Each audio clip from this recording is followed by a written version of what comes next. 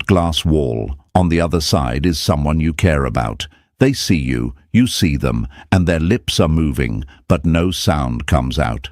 They're saying everything in their mind, but you can't hear it because pride is soundproof glass. They want to reach for you, but their own reflection gets in the way. That's what silence looks like when pride takes over. It's not emptiness, it's pressure. Here's the lie we've all been sold. If they cared, they'd tell you. Sounds good, right? But the truth is far more complicated. Sometimes, the more they care, the quieter they get. Because, folks, vulnerability has been dressed up as weakness in this world. Society has drilled it into their heads. The one who breaks first loses. The one who admits their feelings hands over power. So what do? They put on a mask. They scroll past your name. They hover over the send button. They type and delete. And you think their silence means indifference, when really it's a storm inside them that never gets spoken. Think of it like this. Pride is like a guard dog sitting at the gate of their heart. Every time emotion tries to sneak out, I miss you. I want to talk to you.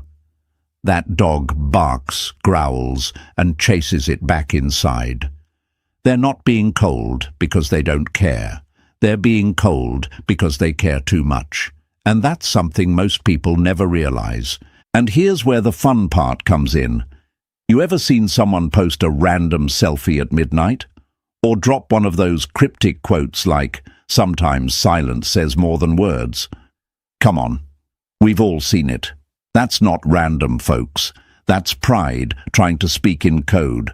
It's like throwing a message in a bottle into the ocean, hoping you'll be the one to find it. They won't say it straight, but every move they make online is just one big question. Do you still see me? But here's where it gets tricky. Most people make the wrong move. They chase, they double text, they explain themselves, they try to fix silence with effort. And that, my friends, is exactly how you lose the game, because effort without respect doesn't equal love, it equals weakness. Think about it. If you're running after someone who's hiding behind pride, you're not breaking down their walls, you're feeding them bricks. So what's the truth? The truth is that silence isn't your enemy, it's your test. It's not there to break you, it's there to reveal you. Are you the one who panics in the dark? Or are you the one who can sit still, calm, centered and grounded while the silence gets heavier and heavier? Because let me tell you, your stillness has weight, your calmness has power. And when you don't fold, when you don't chase, when you don't try to rescue them from their own pride, that's when the whole dynamic flips.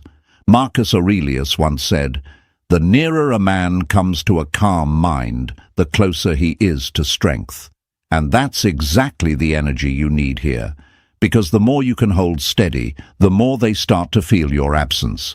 At first, they think silence protects them, but then, slowly, it turns into pressure, into doubt, into longing. And before long, your absence is louder than any words you could have spoken. So let's break the lie right now. Silence does not mean they've forgotten you. Silence does not mean you don't matter. It means their pride is louder than their longing. But if you can master the art of stillness, you'll see how quickly the mask begins to crack. So stay with me, because we're about to dive deeper into exactly what's happening inside their mind when they go silent, and how your discipline becomes your greatest weapon. My friends, remember this: calm is power, silence is strength, and self-respect is magnetic. Type this in the comments right now. I choose stillness. Press that like button, subscribe if you haven't, and let's keep going. Number 1. The war between their emotion and their ego. It is not the voice of reason that holds people back, but the chains of pride. My friends, let's break this down. They are thinking about you, right now, not in a small way, not like a passing car on the street that you glance at and forget. No, you live in their mind like a song they can't turn off. But here's the twist. You won't hear a word of it. Why? because their pride has declared war against their heart. Imagine this for a moment.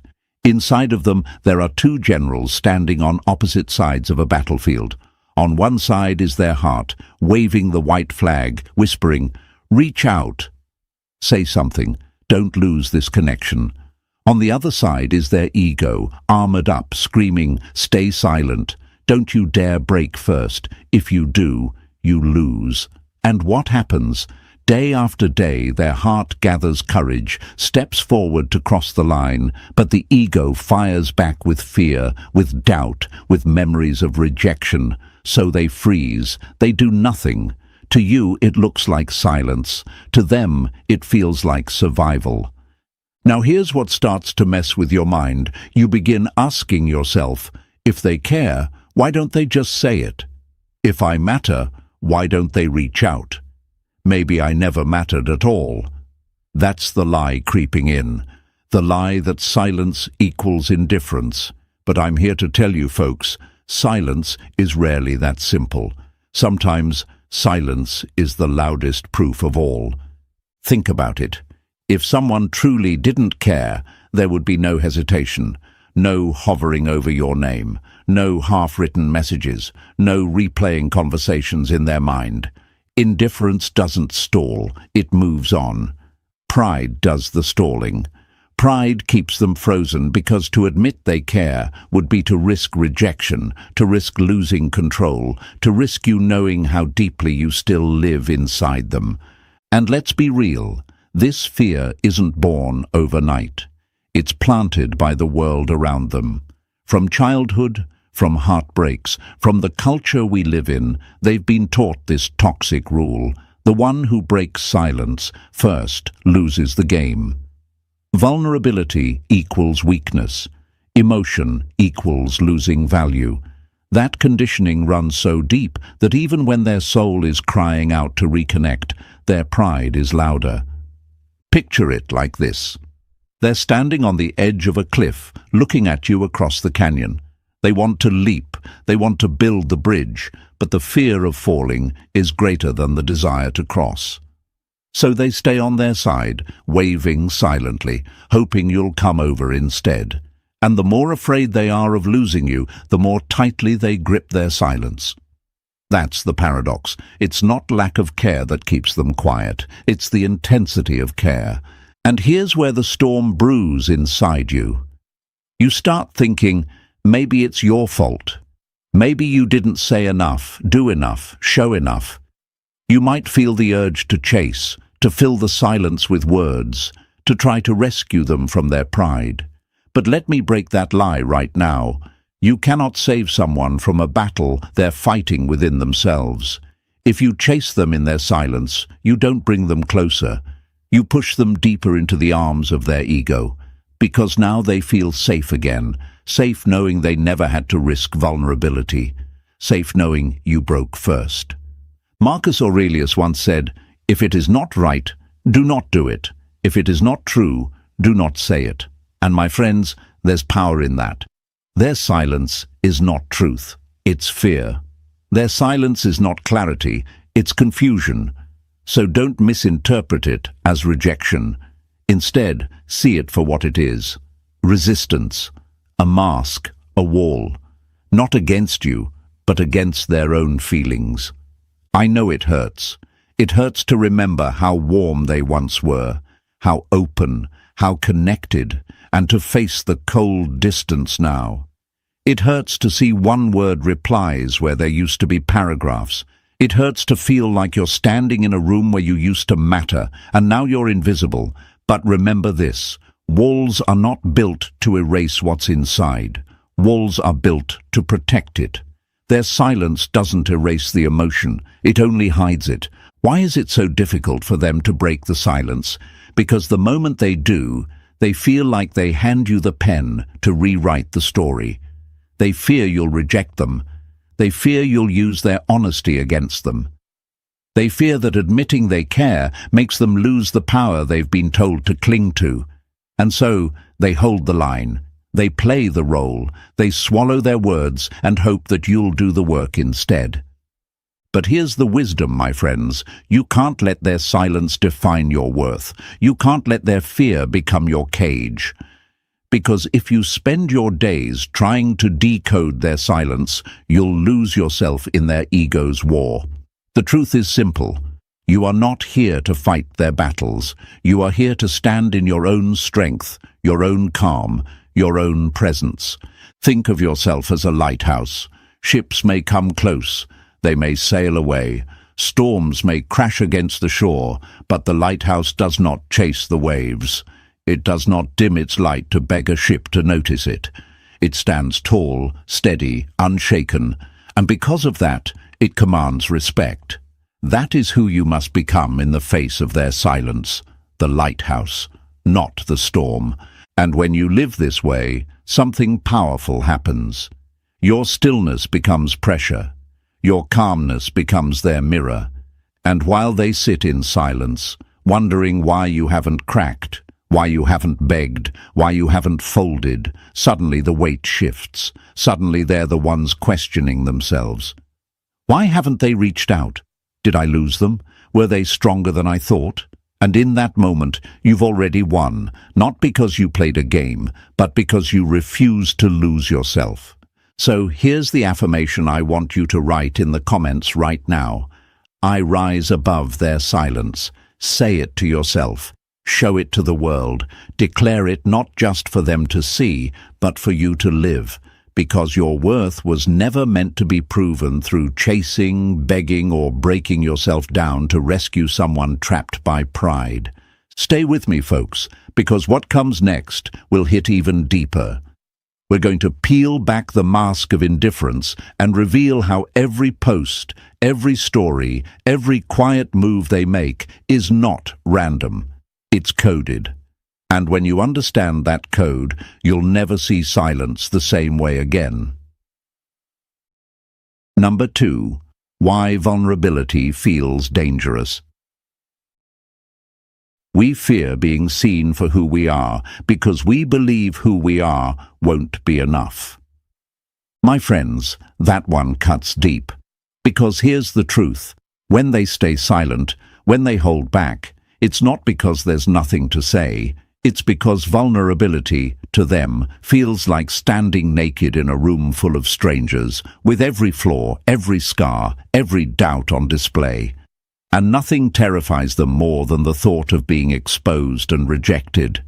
Imagine this. They're holding a glass heart in their hands. They want to pass it to you, to let you see it, to let you hold it. But in their mind, the moment they stretch out their arms, the risk doubles. What if you drop it? What if you take it and never give it back? What if you don't even want it at all? That's the danger their pride convinces them of. So instead of reaching, they clutch it tighter to their chest, pretending they never wanted to give it in the first place. You see, folks, the world has trained them to believe vulnerability equals weakness. Movies, songs, even the people they grew up around, all pushing the same message.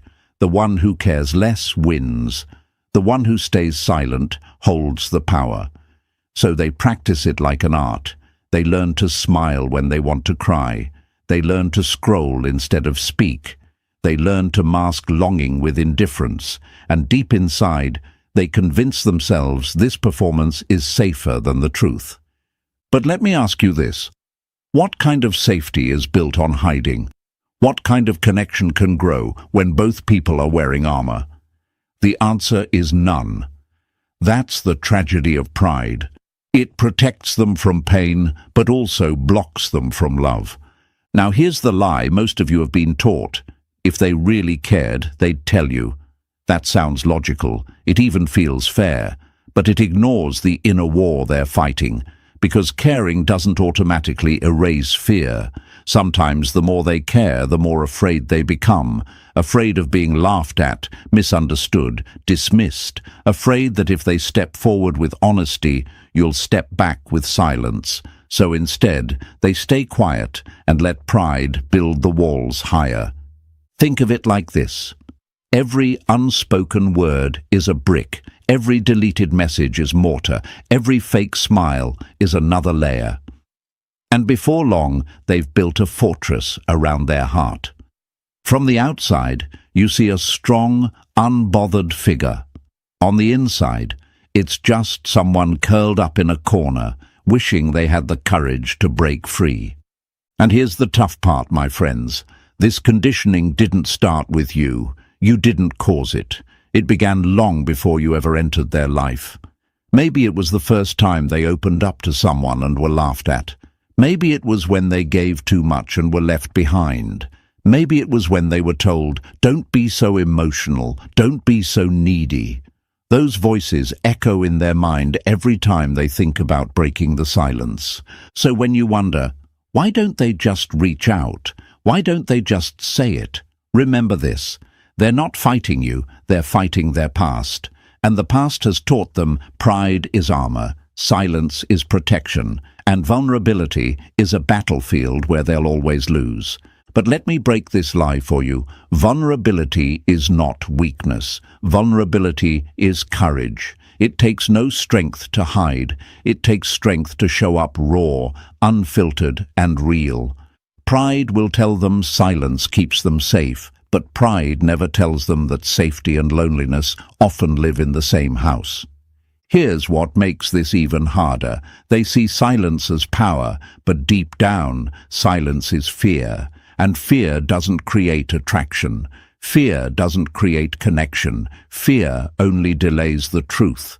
They think holding back gives them control, but really it robs them of the very thing they crave, authentic love.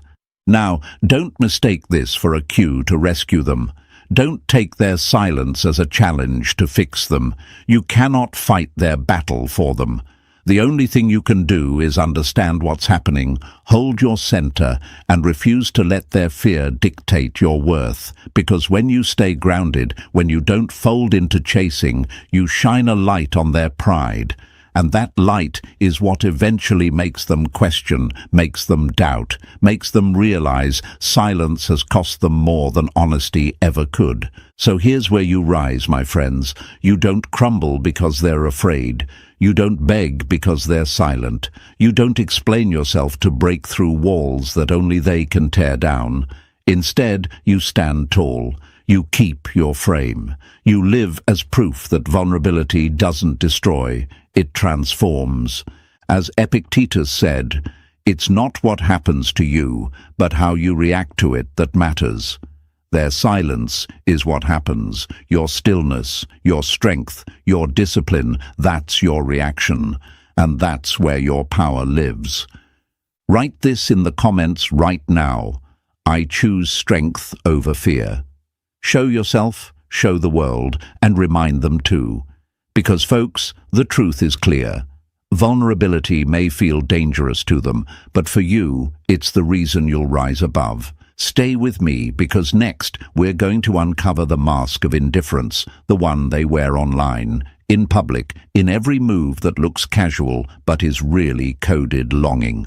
And when you see that mask for what it is, you'll never be fooled by silence again. Number 3. The mask of indifference. The greatest lies are not spoken with words, but with silence and a smile. My friends, let's talk about the mask they wear, because here's what confuses you most. One day you felt their warmth, you heard their laughter, you saw their excitement in every word they wrote, in every call they made, in every look they gave you, and then suddenly, silence. Suddenly, they become distant, cold, and indifferent. It feels like they vanished, replaced by someone else entirely, and you sit there wondering, was it all fake? Did they ever even care? But listen carefully. What you're seeing now is not the truth. It's the mask of indifference. It's not who they are. It's who they've learned to become when pride takes the wheel. Imagine this: a stage, a spotlight, and an actor stepping out in costume. To the audience, they look confident, composed, untouchable. But behind the curtain, they're trembling, pacing, repeating their lines because they're terrified of messing up. That's what this mask is. It's their performance, the role they've rehearsed for years. I'm fine. I don't care. I've moved on. But my friends, actors don't always play themselves. And silence doesn't always mean peace. Now think about the little things they do. They post a picture at midnight, looking like life has never been better.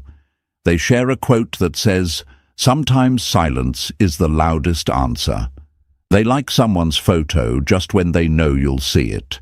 To most people, it looks casual. To you, it feels calculated. And you're not wrong, because those are not random moves. That's coded language. That's pride speaking in riddles.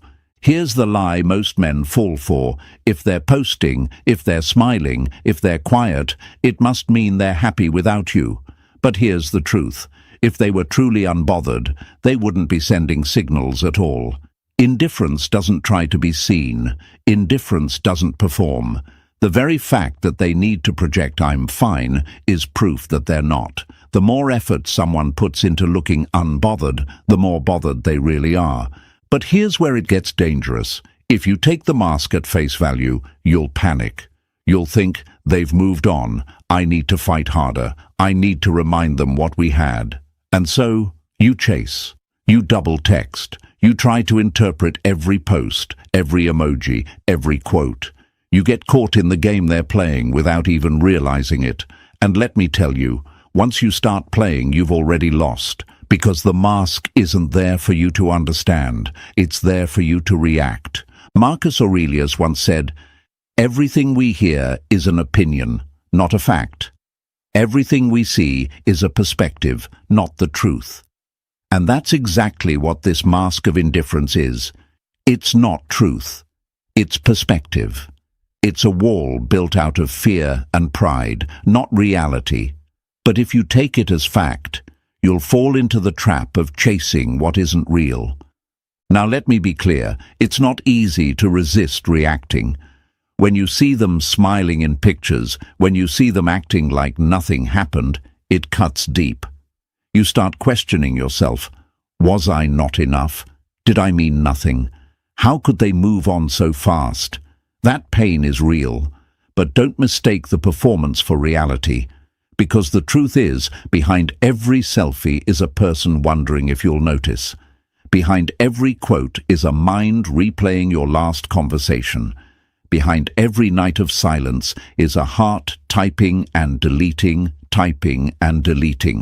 afraid to be the one who breaks first. Why do they do it? Because vulnerability feels like danger. Because silence feels like safety. Because pride tells them, if they still care, they'll come to you. So they wear the mask, hoping you'll break before they do, hoping your need for clarity will outweigh their fear of exposure. But here's the power move, my friends. You don't chase the mask. You don't respond to the performance. You don't let coded messages pull you out of your frame. Because the moment you react, the mask wins. Instead, you stay still. You let the mask crack on its own. And trust me, masks always crack. Because no one can pretend forever. Sooner or later, silence turns heavy, and the weight of indifference becomes unbearable. Think of yourself as the mirror. When you remain calm, grounded, unbothered, you force them to see their own reflection. They start questioning, why aren't they reacting? Why aren't they folding? Why aren't they chasing me like everyone else did? And in that moment, their mask doesn't protect them. It exposes them. So let's end this with truth. Their mask of indifference is not proof of strength. It's proof of fear. Their silence is not proof of absence. It's proof of struggle. Don't let it trick you into lowering your value. Instead, rise above it. Type this in the comments right now.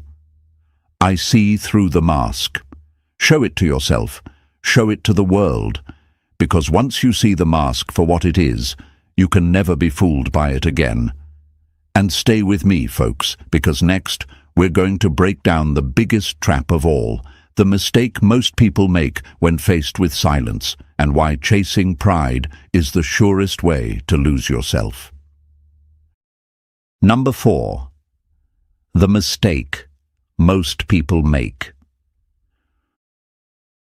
We lose ourselves the moment we try to prove our worth to someone blind to it.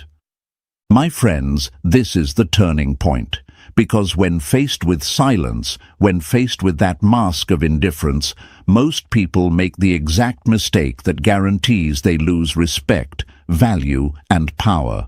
They chase, they panic, they fold. And let me tell you, chasing pride is like pouring water into a broken jar. No matter how much you give, it never fills. Picture this. You're walking through a desert, thirsty, desperate for water. In the distance, you see what looks like an oasis, a glimmer of blue shimmering under the sun. You run, heart racing, lungs burning, convinced salvation is near. But when you reach it, you find nothing but sand, a mirage. That's what chasing their silence is. It looks like the answer, but it leaves you emptier than before. This is where most people go wrong. They think effort can fix everything. They believe if they just explain themselves one more time, if they send that long text, if they make that heartfelt call, if they pour out everything they're feeling, the silence will break. But instead, the opposite happens. The more you try, the more they pull away. Why? Because in their mind, effort without balance doesn't equal love. It equals weakness. And that's the part that stings, because you're not weak for caring. You're not weak for wanting connection. But when your care crosses into chasing, when your desire for clarity overrides your self-respect, the message you send isn't love, it's dependence. And dependence kills attraction faster than any silence ever could. Think about this. Every time you chase someone who is pulling away, you reinforce their belief that they hold the power. You show them that your emotions are in their hands. You tell them without words, I'll lower myself to keep you. I'll abandon my dignity so you don't abandon me. And my friends, the moment you send that message, the game is over. Not because they won, but because you lost yourself. Seneca once wrote, "A man who suffers before it is necessary suffers more than necessary." And isn't that exactly what happens when you chase silence? You torture yourself with words they never asked for, with effort they never earned, with energy that only drains you. You suffer twice, once from their silence, and again from your own desperation. Now let me break another lie. Movies, songs, and even the advice we've been fed tell us, if they pull away, fight harder. Show them you care. Prove your love. It sounds noble, doesn't it? But in reality, it's poison. Because love that has to be proven through begging isn't love. It's negotiation. And real connection doesn't require you to sacrifice your worth just to be seen. Here's the ugly truth. When you chase, you teach them to respect you less. You teach them that you'll always be there no matter how distant they become. You teach them that silence doesn't come with consequences. And in doing so, you don't bring them closer. You make yourself smaller. But let's be clear, it's not easy to resist the urge. When someone you care about grows cold, when they stop saying what they used to, your mind goes into overdrive. Questions swirl. Did I do something wrong? Are they with someone else? Was everything we shared a lie? That panic drives most people to act, to break the silence, to try to restore what's slipping away. And in the process, they hand over the very thing they should have protected most, their frame, their center, their power. Let me give you another metaphor. Imagine you're playing tug of war. At first you both hold the rope tight, pulling, testing each other's strength. Then suddenly they let go. And what happens? You stumble, fall back, hit the ground, not because they pulled harder, but because you were the one still holding on. That's what chasing looks like. You're gripping the rope of connection while they've already let go, and the harder you pull, the harder you fall. So, What's the alternative? The alternative is discipline. The alternative is restraint. The alternative is refusing to play a game that was never yours to win. Because the truth is, chasing doesn't break their silence. It feeds it. Chasing doesn't melt their pride. It validates it. The only way to win against silence is not to fight it at all. And here's the motivation I want you to hold on to. You are not here to prove yourself. You are not here to audition for someone's attention. You are not here to beg someone to see your worth. You are here to embody it, to stand firm in it, to show the world that whether they speak or stay silent, your value does not move. My friends, type this in the comments right now. I refuse to chase. Show yourself. Show the world. Because the moment you stop chasing, the moment you stop begging, the moment you stop trying to decode silence like it's a puzzle, it's the moment you rise. And here's the twist. When you rise, when you stay still, when you let silence speak louder than effort, that's when they begin to feel the weight of what they've lost. Stay with me, because next we're going to uncover the power of stillness. Why doing nothing at all is not a weakness, but the strongest move you could ever make, and how your silence, instead of chasing theirs, becomes the message they can't ignore. Number 5, the power of stillness. The closer a man comes to a calm mind, the closer he is to strength. Marcus Aurelius. My friends, let that sink in. Because this right here is the part where most people crumble. They believe action equals strength, that if something's broken, you fix it. If someone pulls away, you chase them. If silence stretches, you fill it. And yet, the paradox of life, and especially of relationships, is this. Sometimes the strongest move you can make is no move at all. Imagine standing in the middle of a storm. The wind is howling, the rain is pounding, trees are swaying, everything around you feels chaotic. Most people panic in storms. They run, they shout, they flail, thinking they can outmaneuver nature. But a mountain does not move. It doesn't scream, it doesn't chase, it doesn't beg the storm to stop. It simply stands. That's the power of stillness. That's the energy you need when faced with their silence. Here's the mistake most people make. They think silence is a gap to be filled. They feel the discomfort, the uncertainty, the not knowing, and they rush in with words. They send the late-night text, the just checking in, the paragraphs of explanation. They believe if they pour effort into the void will disappear. But what really happens? The void grows. Because silence isn't meant to be filled. Silence is meant to be felt. And if you can't sit with silence, you'll never understand its power. Let me hit you with a truth bomb. When you rush to break silence, you rob yourself of the one thing that makes you magnetic. Mystery. The unknown. The stillness that forces them to feel the absence of your presence. Because here's what they expect. They expect you to fold. They expect you to chase. They expect you to panic. And when you don't, when you stay still, when you let silence hang heavy in the air without rushing to fix it, that's when everything shifts.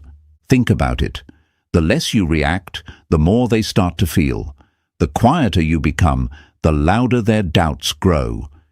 They start asking themselves, why haven't they reached out? Did I push too far? Did I lose someone who actually mattered? Your stillness becomes a mirror, reflecting their internal conflict back at them, and the longer you hold your ground, the heavier that mirror feels. But don't get it twisted. Stillness is not indifference. It's not about playing cold games or pretending you don't care. It's about discipline. It's about knowing that your value isn't proven through chasing. It's about showing them that you are not shaken by temporary emotion. You are centered, grounded, and untouchable. That's the kind of strength people respect, even if they don't admit it. Seneca once said, He who is brave is free. And freedom, my friends, comes when you're no longer a prisoner to reaction, when you're free from the compulsion to fix, to chase, to fold at the first sign of silence. That's bravery. That's stillness. Now I know what you're thinking. It's not easy. Sitting with silence feels like sitting in the dark. Your mind races. What if they forgot me? What if they've moved on? What if I never hear from them again? That fear is real. But let me remind you, reacting to fear has never built respect. Only courage does. And courage isn't found in chasing. It's found in holding steady when everything in you wants to move. Think of yourself like a flame. When the wind blows, a weak flame flickers, bends, and dies. But a strong flame adjusts, grows taller, brighter, more resilient. That's what your stillness does. It shows that no matter how strong the wind of silence blows, your fire remains. And that energy, that calm, becomes unforgettable. Here's the beauty of stillness. It flips the dynamic. Suddenly they're the one feeling the silence. They're the one lying awake at night, phone in hand, typing and deleting. They're the one wondering why you haven't broken, why you haven't folded like the rest. And in that wondering, in that questioning, attraction reignites. Not because you played a game, but because you showed strength. So here's what I want you to take with you. The power of stillness is the power of presence. You don't have to prove your worth with effort. You don't have to earn respect through chasing. You simply have to stand steady and unshaken while the storm rages around you. Because storms pass, but mountains remain. Write this affirmation in the comments right now. I am the mountain. Show yourself, show the world. Because the moment you embrace stillness, you stop being the one who chases and become the one who is remembered. And stay with me, my friends, because next we'll break the lie of effort. Why trying harder when they pull away doesn't win love, but destroys respect. Number 6.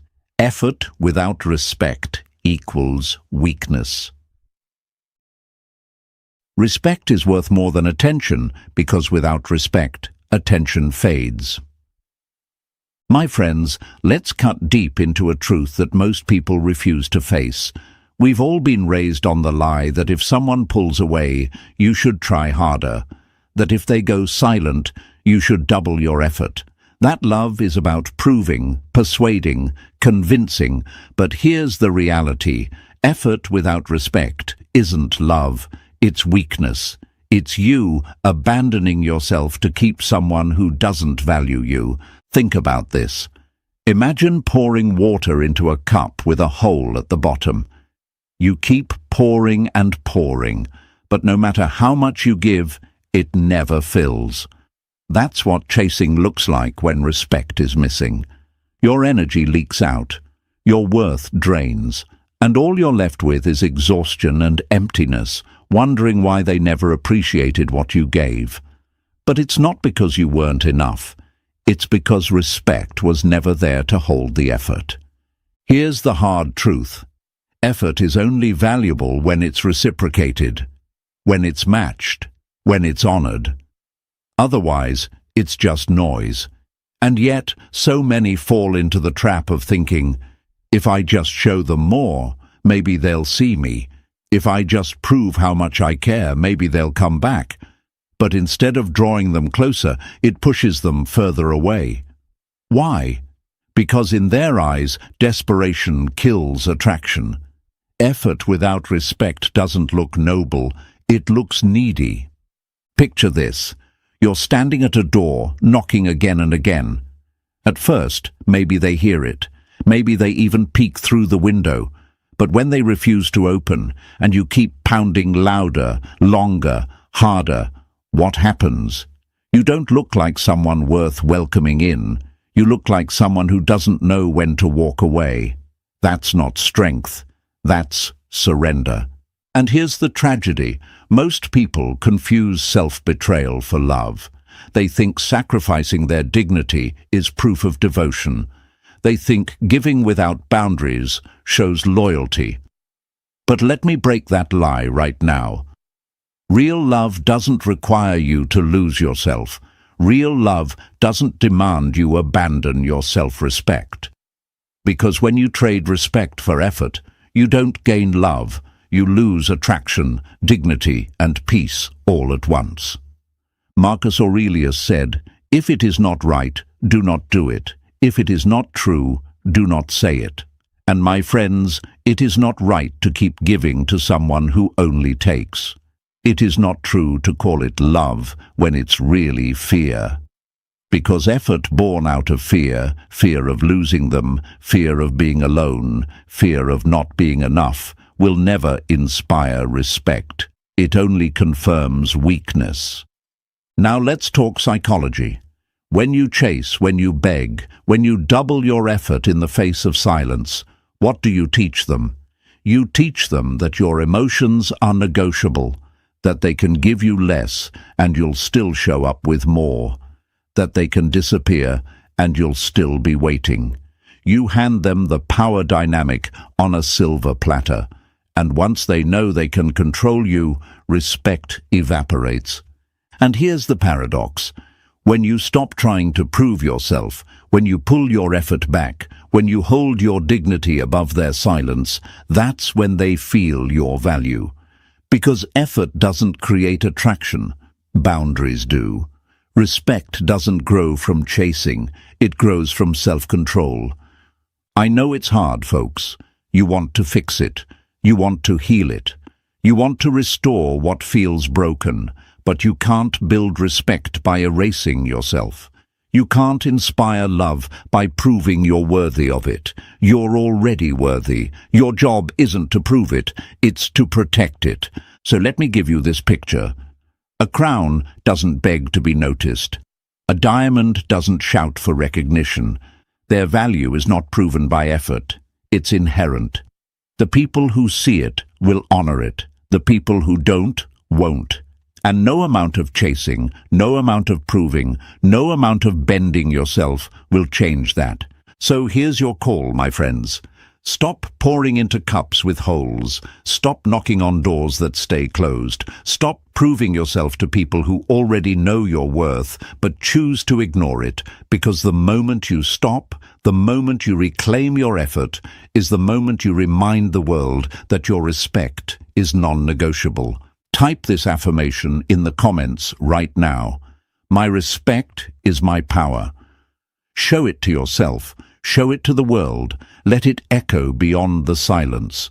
Because when you choose respect over effort, you flip the dynamic. You stop being the one chasing and become the one remembered. And stay with me, because next we're going to expose the real shift, how silence, instead of killing connection, becomes the spark that makes them miss you in ways words never could. Number 7. When silence makes them miss you. Sometimes the loudest message is the one never spoken. My friends, let's take this even deeper. Because here's the paradox most never see. Silence, the very thing that feels like rejection, can become the trigger that makes them miss you. Not by accident, not by manipulation, but by the simple fact that absence has weight, and your discipline can turn that weight into undeniable presence. Think about this. When someone goes silent, they expect one of two things. Either you'll chase or you'll crumble. They're counting on you to fold, to break, to fill the void. But when you don't, when you remain calm, grounded, unshaken, suddenly silence doesn't protect them anymore. Suddenly silence starts working against them. Imagine a room with no sound. At first, the quiet feels peaceful. Then, as the minutes stretch, it grows heavy. You hear your own heartbeat. You hear your thoughts echo louder. That's exactly what happens in their mind when you stay silent. At first, they think, good, they're not reaching out. But as hours turn to days, their thoughts get louder. Why haven't they folded yet? Why aren't they chasing like the others? Did they move on? Did I lose them? And in that moment, your stillness becomes power. Here's the truth. People don't miss effort. They miss presence. They miss energy. They miss the calm certainty you carried when you were around. And nothing exposes that loss more than silence. Because words can be ignored. Effort can be dismissed. But absence lingers. It gnaws. It unsettles. This is why chasing never works. When you chase, you give them no space to feel your absence. You feed their ego, not their emotion. But when you stop chasing, when you allow silence to stretch, you leave them alone with their own thoughts. And trust me, my friends, their thoughts are far louder than your words could ever be. Seneca once wrote, "It is not that we have a short time to live, but that we waste a lot of it." And isn't that what happens when we waste time chasing silence? Instead of letting it work for us, we panic and sabotage ourselves. But when you understand that silence is not your enemy but your ally, you stop wasting effort. You start letting time do what words cannot. Now, let me give you a metaphor. Picture yourself as a fire. When you were there, they felt your warmth. They got used to the glow, to the heat, to the comfort. But then, suddenly, you step back. No warmth, no glow, no light. At first, they pretend it doesn't matter. But as the night gets colder, as the darkness stretches, they remember. They feel the difference. They realize what's gone. And in that realization, missing you is inevitable. But here's where most people fail. They break too soon. They panic when silence feels heavy. They rush in with a text, a call, a post, anything to relieve the discomfort. And in doing so, they rob themselves of the very power silence was building. Don't be that person. Be the one who holds steady. Be the one who lets silence do its work. Because here's the secret. Your silence is not just absence, it's contrast. It's showing them the difference between a world with you and a world without you. And if you were truly valuable, if your presence truly mattered, that contrast will be impossible to ignore. That's when silence stops being their weapon and becomes your leverage. And let's be clear, it's not about punishing them, it's not about games, it's about dignity. It's about showing that your energy is not free to those who won't respect it, that your presence is a privilege, not a guarantee. That if they want access again, it has to come with effort, clarity, and respect. So, my friends, let's close this chapter with power. If you remember nothing else, remember this.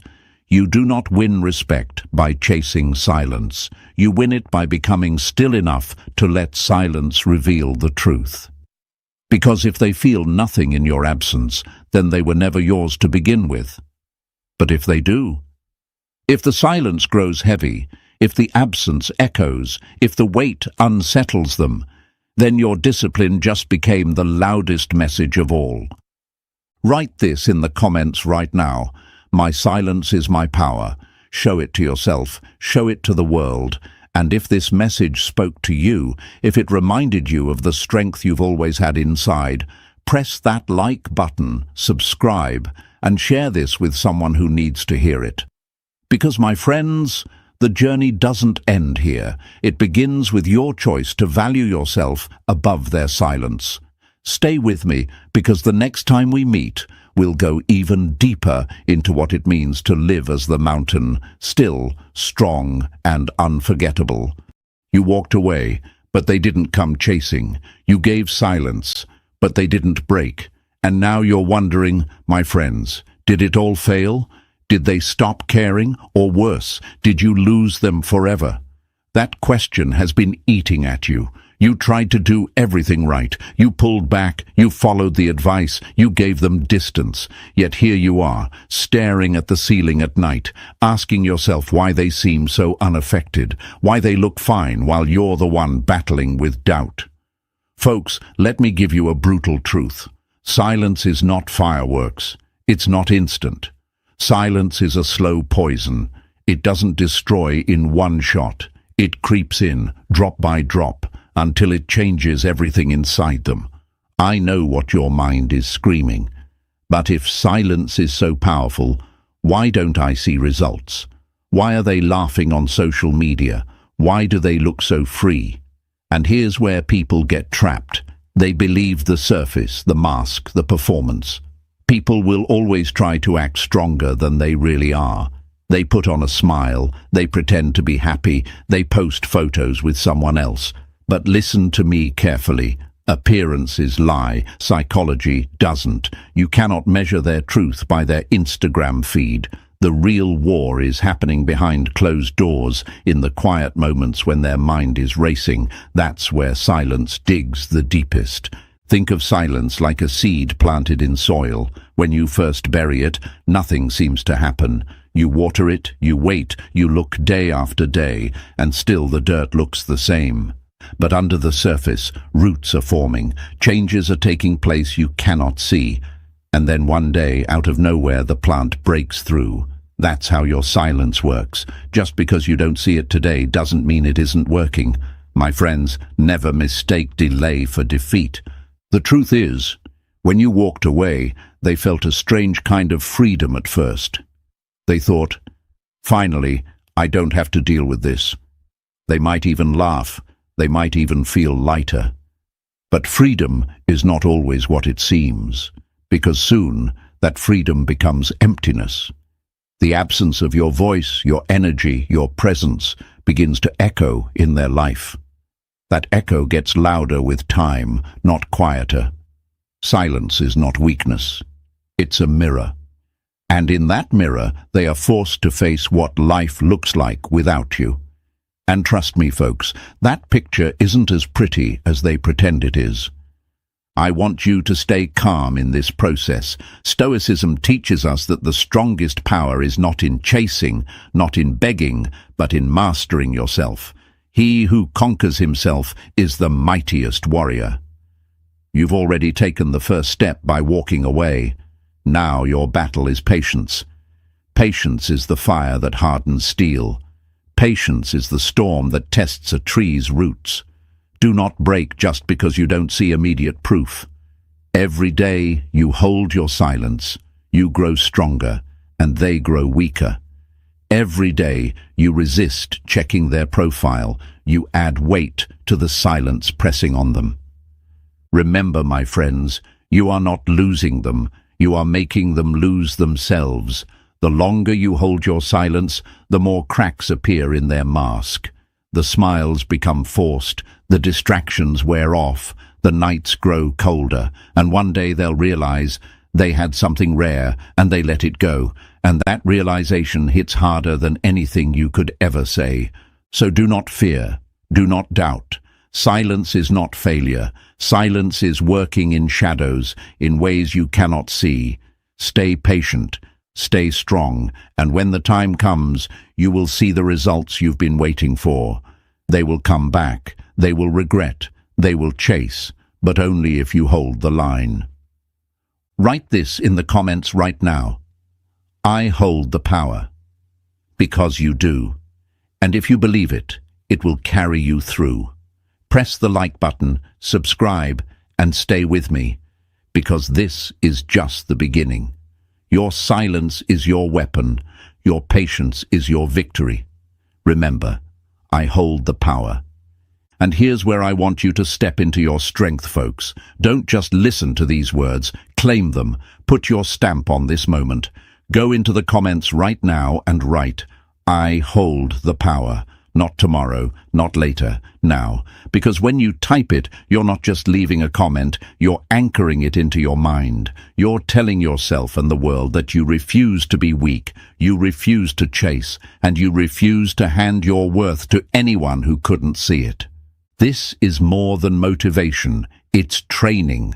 Every time you declare it, you're rewiring your brain to stand firm, to stay silent, to be unshakable. And trust me, that strength will outlast their games, their masks, and even their rebounds. So I'm asking you, my friends, don't be a silent listener. Take action. Claim your ground. Type it now. I hold the power. And if these words hit you, if they stirred something real inside you, then press that like button and subscribe, because we are only getting started, and I want you with me when the tables turn. Stay here. Stay strong. Stay patient. Your silence is your weapon. Your growth is your proof. And your patience, that will be your victory. Say it with me one last time and write it down. I hold the power. Number 1. Why silence feels like it's failing. You're sitting there, my friends, wondering why it feels like nothing is happening. You walked away, you cut the noise, you gave them silence, but instead of crawling back, they're out there acting like life is perfect. And deep inside, you start to whisper to yourself, maybe this isn't working. Maybe they don't care. Maybe I lost them forever. That voice gets louder the longer you wait, and it feels like the silence is failing. But let's strip away the illusions. Silence does not create fireworks overnight. It doesn't explode like a firecracker. It works like time, like water carving stone, like a storm wearing down a mountain. It's slow, invisible at first, but unstoppable once it begins. At the start, your absence doesn't crush them. It feels like freedom. Think of it like a bird that finally escapes its cage. They flap their wings wildly, feeling the rush of air, laughing at the space they've gained. They might even post pictures smiling, go out with friends, or show off like they've upgraded their life. And from your side, it feels like a punch to the gut. You wonder, was I really so easy to replace? Do they even miss me at all? This is where the mind starts to play cruel tricks, because it makes you believe what you see on the surface instead of what's happening underneath. Carl Jung once said, "Until you make the unconscious conscious, it will direct your life and you will call it fate." Right now, what you see is their conscious performance, the smiles, the posts, the pretending. But the unconscious is a different battlefield, one you can't see. Silence doesn't attack their conscious ego directly because the ego is too proud, too stubborn, too loud. It works deeper, in the shadows of the mind, in the quiet moments when they're alone. And here's the truth. Every act of silence you commit is like slipping a stone into their pocket. At first it doesn't weigh much. They carry it easily. But day after day those stones pile up, and eventually it becomes too heavy to ignore. And here's why it feels difficult for you, because you expect instant proof. You want to see their regret with your own eyes. You want a text message, a phone call, some sign that they're breaking. But Stoicism teaches us that control is not about forcing outcomes. It's about holding the line regardless of what the outcome looks like in the moment. The hardest part of silence is not giving it, it's maintaining it when it feels like nothing is working. That is where most people fail. They get impatient, they send that one message, they check their social media too often, they break the very power they've been building, and the cruel twist, they quit right before silence begins to truly dig its claws in. Think of it like a fever breaking. In the early hours, the body looks calm. You think the medicine didn't work. But then, out of nowhere, the heat spikes, the sweat pours, and healing begins. Silence works the same way. It brews under the surface, invisible, until the day it erupts inside their chest. That's why your patience is the most powerful weapon you have. Jung would say that the things we avoid looking at are the very things that haunt us. They're avoiding looking at the hole you left, but the hole is still there, widening with every day of your silence. And yes, they might be laughing now, they might even act unaffected, but ask yourself this: why do they try so hard to show the world they're happy? If someone truly didn't care, they wouldn't need to prove it. The louder the mask, the deeper the cracks. Remember this, my friends, silence is not failing, it's forcing them to face themselves, and that is the hardest thing for a human being to do. You might also ask, but what if they never come back? What if they truly forget me? That's fear talking, not truth. People don't just erase deep emotional bonds like flipping a switch. They might suppress, they might distract, but the unconscious always remembers. Like an old song that suddenly plays and pulls you back in time, your presence will resurface in their mind, uninvited, uncontrollable. And the silence you hold is the string that ties that memory tighter and tighter. Think of your silence as the tide. At first, the shore looks unchanged, but slowly, surely, the water pulls back, leaving them stranded in a space they thought they wanted. And then the tide returns with force, sweeping over everything, leaving them gasping for air. That's the moment silence delivers its blow, but only if you hold steady, only if you stay the course. So let me tell you this straight. Do not give up. Do not measure your power by what you see today. Your silence is working, even when it looks like failure. The cracks are already forming in places you can't see. The mask they wear is not their truth, it's their defense, and the longer you stay calm, stoic, and patient, the more that mask crumbles. Write this in the comments right now. My silence is power. Do it, because when you write it, you're not just leaving words, you're declaring war on your own doubt. You're choosing discipline over weakness. You're proving to yourself that you can hold the line even when your emotions beg you to break. My silence is power. Say it, type it, claim it. And remember, folks, you're not failing. You're forging. You're not losing. You're leading. Stay with me. Press that like button, subscribe, and never forget. Your silence is power, your patience is victory, and your strength will outlast their ego every single time. Number 2. The mistake you might be making. Here's the gut punch, my friends. Silence only works if you truly detach. And this is where most people stumble. They say they're walking away, but in reality, they're still tethered by invisible strings. They're scrolling through their ex's social media, checking who liked their posts, waiting by the phone for a message, dropping little hints online in hopes of being noticed. That is not silence, that's just noise in disguise, and deep down, you know it. If you're still carrying their presence in your mind every hour, if you're still trying to pull their attention in subtle ways, then you haven't really walked away, you're just pretending. And pretending is not power, it's desperation in a mask. The truth is, energy doesn't lie. People can sense when they still have control over you. Carl Jung said, "Until you make the unconscious conscious, it will direct your life and you will call it fate." That means if you keep feeding the attachment secretly, it leaks out in ways you don't even realize.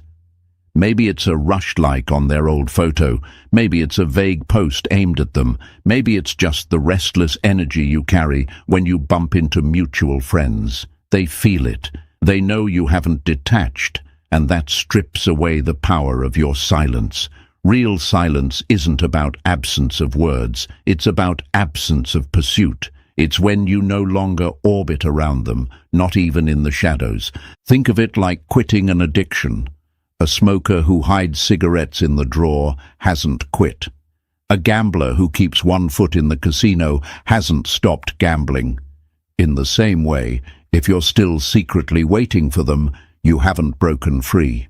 You've only paused the chase, and pauses don't transform the mind. The mistake most people make is thinking silence is a performance. They think, if I just don't text, they'll miss me. But their mind is still consumed by longing, by obsession, by the hope that the silence will work. That's not detachment, that's manipulation. And people can smell manipulation a mile away.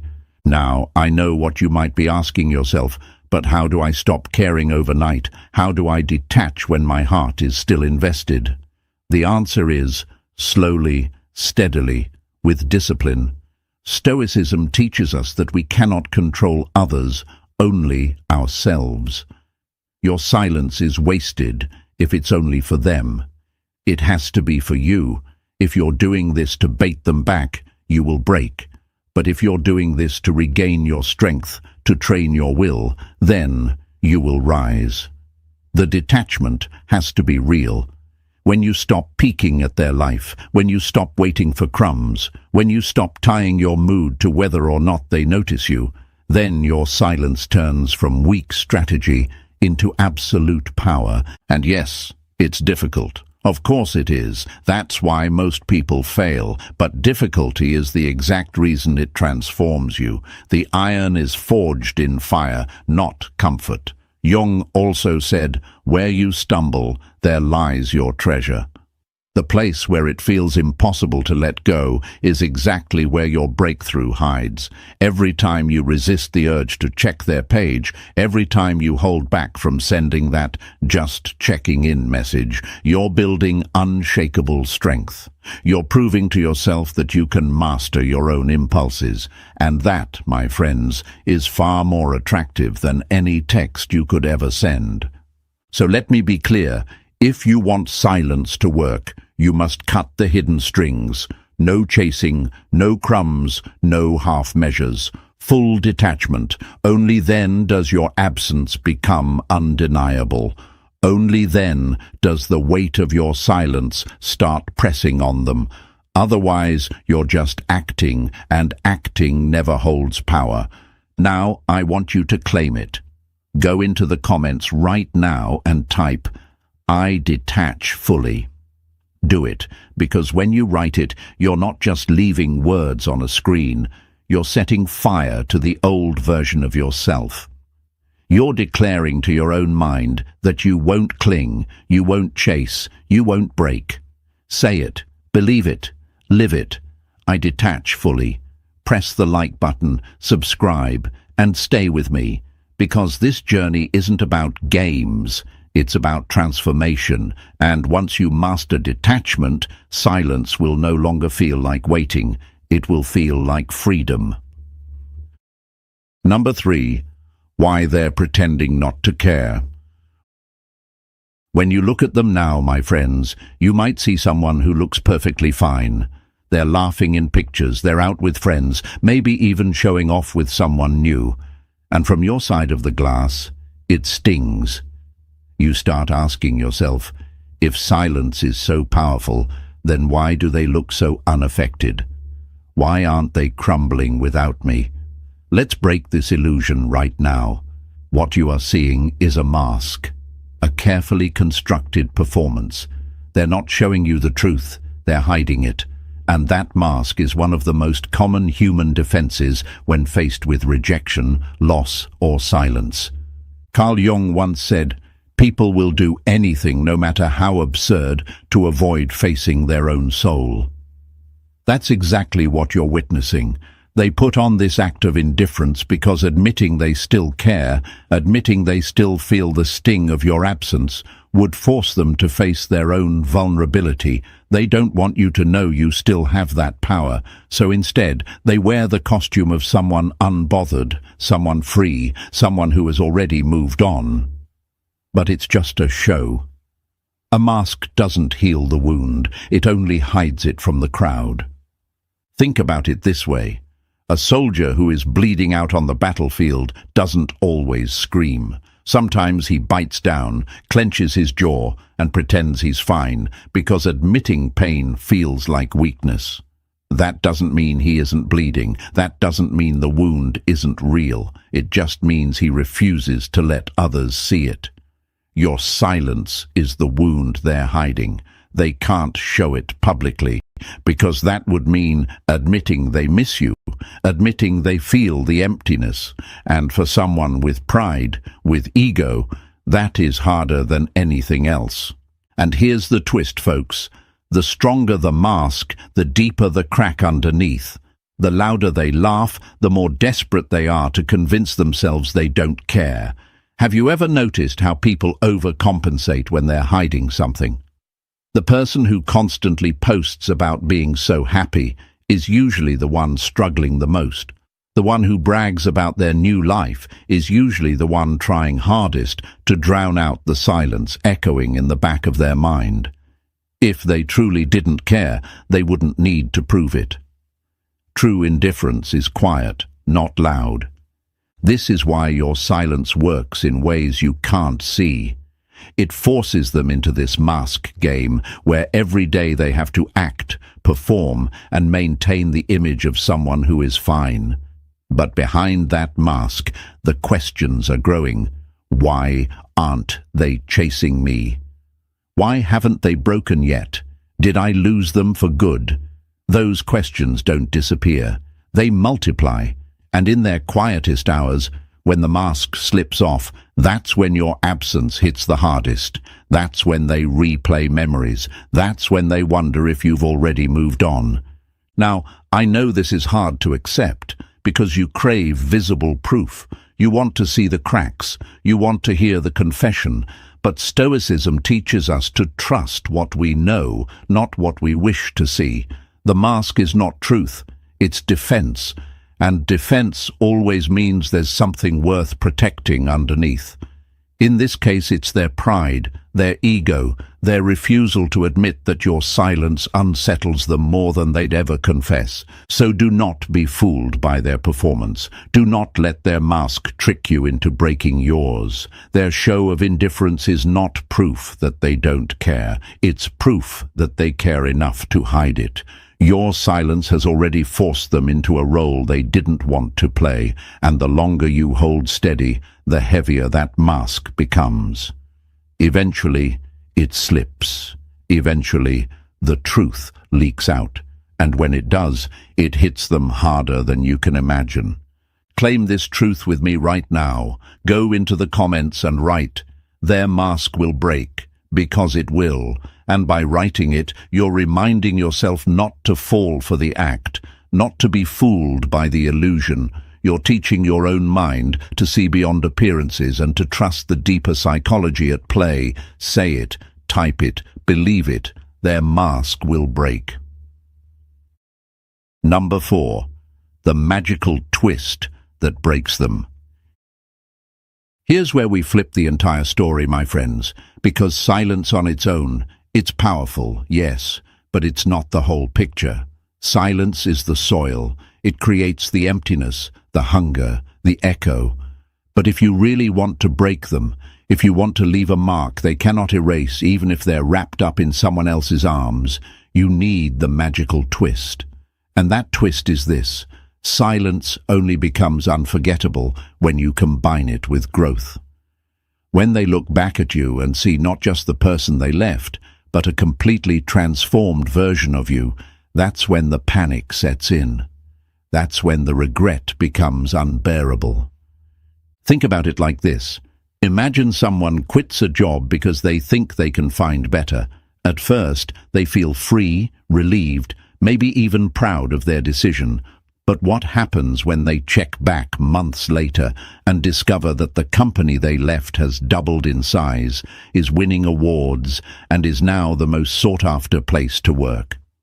Suddenly, their freedom turns into regret. They realize they didn't just walk away from something good, they walked away from something extraordinary. That's exactly how it works when your silence is paired with undeniable growth. Carl Jung spoke often about individuation, the process of becoming your true whole self. This is the key. Silence without growth is just waiting. But silence with growth, that's transformation. And transformation is the one thing they cannot compete with, because it makes you irreplaceable. When they see you healthier, stronger, calmer, glowing in ways you never did when you were with them, their mind starts to spiral. Did I underestimate them? Did I leave at the worst possible time? Are they now becoming everything I once wanted, but with someone else? Those questions haunt them, and they don't go away. The magical twist is not about proving anything directly. It's not about showing off or rubbing success in their face. It's quieter than that, subtler than that, like a candle that lights up a dark room without making a sound. When your life shifts, when your energy shifts, people feel it. Mutual friends mention your name in conversations with admiration. They hear about you doing things they never expected. Maybe they notice you carry yourself differently when they bump into you, calm and steady, as if the weight they once had on you no longer exists. That invisible shift cuts deeper than any angry words ever could. And here's the part that really breaks them. Growth makes comparison impossible to ignore. If they're with someone new, that person now lives in your shadow. Every time they laugh, they wonder if it feels the same as laughing with you. Every time they share a moment, a small voice whispers, "But look how far my ex has come." And slowly, the illusion of replacement collapses. Because you can copy looks, you can copy habits, but you cannot copy transformation. They will feel it. They will see it. They will know they let go of someone who only became more rare after the goodbye. Now let me be brutally honest. It's not easy. Growth demands effort. It demands discipline. It demands you redirect all the energy you once poured into them back into yourself. But that's what makes it magical, because most people don't do it. Most people waste silence by waiting, by stalking, by hoping. But if you use silence as fuel, if you become stronger, sharper, calmer, then you don't just disappear, you evolve. And when they finally come looking, they don't find the same person they left. They find someone untouchable, someone unforgettable. So, remember this: silence starves them, but growth starves their ego. Silence leaves them empty, but growth makes them terrified they lost something once in a lifetime. That combination is the invisible string that keeps pulling them back to you, no matter who they try to distract themselves with. Write this in the comments right now. I grow in silence. Do it, because when you declare it, you're making a promise to yourself. You're not just waiting, you're building. You're not just silent, you're becoming. And when the time comes, that growth will speak louder than any words, louder than any pain, louder than any mask they try to wear. Press that like button, subscribe, and stay with me, because the magical twist is not waiting for them to return. It's becoming the reason they can't stay away. Number 5. How even new relationships crumble. Rebounds always look strong at first, my friends. From the outside, it seems like they've replaced you in a heartbeat. They're out with someone new, smiling, holding hands, posting pictures that make it look like you never mattered. And of course, that hits you in the chest like a hammer. You start asking, did I mean nothing? How could they move on so fast? Was I that easy to forget? But here's where you need to stop believing the illusion and start trusting psychology. Rebounds are not built on depth, they're built on distraction. They are a bandage, not a cure. They cover the wound, but they never heal it. At the start, yes, the rebound feels exciting for them. It's fresh, it's new, it's intoxicating in the way novelty always is. The attention from someone else fills the silence you left behind, at least for a while. They convince themselves this is better, this is easier, this is what they wanted all along. But novelty doesn't last. Honeymoons always fade. And when that glitter wears off, the comparisons begin. That's when the cracks appear, and those cracks widen fast. Carl Jung once said, "What you resist persists." And that truth applies here perfectly. They resist thinking about you by running into someone else's arms. They resist facing the emptiness your silence created by filling the space with noise. But the more they resist, the stronger the memory of you grows in their unconscious. They can push it down, but it doesn't disappear. It waits. And then, at the quietest times, when they're lying in bed next to this new person, when a song plays, when a familiar laugh slips out, the memory of you rises, uninvited and undeniable. That's when the haunting begins. Your silence, combined with your growth, turns into a shadow that follows them. They can't escape it, because it's not something you're forcing, it's something their mind creates. And here's the brutal truth. Their new partner can't compete with that shadow. Because what you've become is mystery. You're not chasing, you're not begging, you're not even present, and that absence makes you larger in their imagination. They start to wonder, have they moved on? Are they happier now? Did I lose them for good? That curiosity burns hotter than any comfort the rebound can provide. And the comparisons, oh, they never stop. Every laugh, every kiss, every shared joke with this new person is silently measured against the way it was with you. They may not admit it, but the mind keeps score. It notices when something feels forced. It notices when the spark isn't the same. And the cruel irony is this. The rebound was supposed to erase you, but instead it becomes the mirror that reflects you back to them. Because when someone new can't measure up, it doesn't make them love the new more. It makes them miss the old with a pain they can't escape. This is why you must hold steady. Your silence is not just about them missing your presence. It's about creating a contrast. While they're chasing temporary highs, you're building something real. While they're stuck in a cycle of distraction, you're growing stronger, calmer, and more magnetic. That difference is what makes the rebound crumble, because eventually they will realize that what they have now doesn't touch what they once had with you, especially now that you're even stronger than before. So don't fear their new relationship. Don't fear the smiles and the posts. They are masks, just like the one they wore when they pretended not to care. New love built on running away from old wounds will always collapse under its own weight. It's only a matter of time before they see the cracks, before the comparisons consume them, before the silence and the growth you've embodied become impossible to ignore. Go to the comments right now and type, "Rebounds always crumble." Write it because you need to remind yourself of this truth. Don't let the illusion fool you. Don't let temporary distraction make you doubt your power. Rebounds always crumble. Say it, believe it, hold it close. Press that like button, subscribe, and stay with me. Because when the masks drop and the distractions fade, your silence will be the loudest voice in their head, and it will be impossible for them to forget. Number 6. The psychology of did I lose them forever? In the beginning, my friends, it's always you asking that painful question, did I lose them forever? You lie awake at night, staring at the ceiling, wondering if your silence pushed them away for good. You ask yourself if they've forgotten you, if they've replaced you, if you've slipped out of their heart without a trace. But here's the shift you need to see.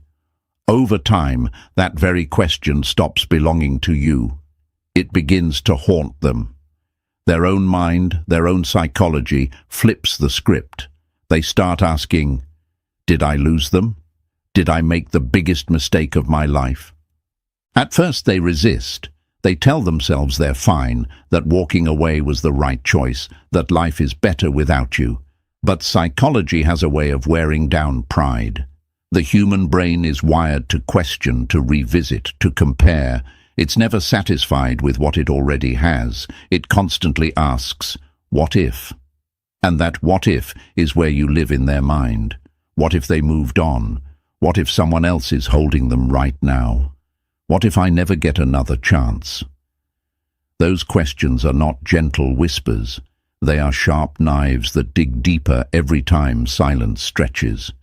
Carl Jung once said, condemnation does not liberate, it oppresses. When they condemned you, when they dismissed your worth, it didn't free them. It created a chain around their own mind. At first, the chain is light, almost unnoticeable.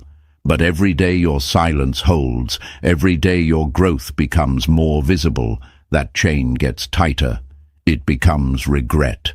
And regret is one of the heaviest weights a human being can carry. Think about it like missing a train. At the station, they wave it off, thinking another will come. They feel casual, even careless, like they had all the time in the world. But when the train pulls away and they realize it was the only one going where they needed to be, panic sets in. They run after it, but it's already moving too fast. They stand on the platform, heart pounding, with only one thought in their head: I just lost my chance. That's the same panic your silence creates. At first they don't notice the train leaving, but by the time they realize, you're already further down the tracks, stronger, calmer, harder to reach. And this is where obsession grows. Regret is not passive. It eats away at a person's peace. It plays the same memory over and over. It forces comparisons. It magnifies the good. It erases the bad. What was once taken for granted suddenly becomes priceless. They don't just miss you. They obsess over the thought that someone else might now see the value they were blind to. And obsession is a storm you cannot silence with distractions. It follows them everywhere, even when they try to bury it. This is why you must stay patient. Their doubt is your ally. The more they ask themselves, did I lose them forever? The more they feed the fire of regret. And the longer they carry that regret, the heavier it becomes until it breaks through the mask completely. That's when you hear from them. That's when they circle back. Not because you begged, not because you chased, but because their own mind dragged them there. So let me ask you, are you ready to let the doubt shift? Are you ready to stop asking if you lost them and start trusting that they're already asking themselves that very question? Because they are, and it will only grow louder. Go to the comments right now and write, "They will regret," because they will. And when you write it, you're not just saying it. You're planting that truth into your own mind, so you stop doubting and start trusting. Say it with strength, type it with conviction. They will regret. Press that like button, subscribe, and stay with me, because the moment their doubt turns into obsession, your silence will no longer feel like waiting. It will feel like victory. Number 7. The unstoppable comeback energy. Here's where the story turns, my friends. Because silence isn't just about what you don't say, it's about what you become in the meantime. The longer you stay quiet, the longer you focus on your growth instead of chasing, something powerful begins to shift in you. It's subtle at first, like the changing of seasons. You carry yourself differently. Your words are sharper, calmer. Your presence feels heavier, not with desperation but with control. That shift in energy is what they cannot ignore. They might not see you every day, they might not hear from you, but they can sense it. They feel it in the air, in the way mutual friends speak about you, in the way your name drifts back into their orbit without you lifting a finger. Energy doesn't need announcements. It radiates. Carl Jung once said, "Until you make the unconscious conscious, it will direct your life and you will call it fate." And that's exactly what happens here. Unconsciously, they start feeling you again, not because you're pushing yourself into their life, but because you've changed your own. Your silence no longer feels like absence, it feels like presence. A stronger, upgraded version of you begins to exist in their mind, even before they see it with their own eyes. That's when the real fear begins. At first, they return out of curiosity. They wonder what you're up to, if you're still waiting, if you still care. But curiosity fades quickly if it isn't fed. What drives them back with unstoppable energy is not curiosity. It's fear. Fear that they'll never find someone like you again. Fear that the door they thought would always be open has finally closed. Fear that you've not only survived without them, but thrived. That kind of fear cuts deeper than jealousy, deeper than loneliness. It shakes their ego to its core. Think about it like a house they abandoned. When they walked away, they thought the walls would crumble, the windows would break, and eventually there'd be nothing left but dust. But when they come back to peek inside, they find the house has been renovated.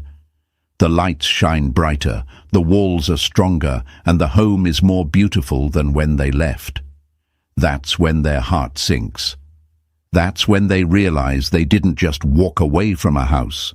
They walked away from a palace they will never deserve again. And this is why your silence combined with growth becomes unstoppable comeback energy. It's not about proving them wrong directly. It's about showing through your transformation that they were wrong to ever doubt you.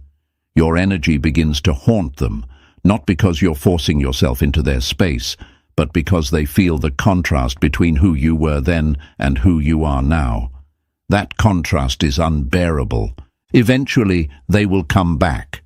Not with casual words, not with light-hearted curiosity, but with urgency, with fear. Because once they feel that you are slipping beyond their reach, once they realize you've stepped into a version of yourself that no longer needs them, they panic.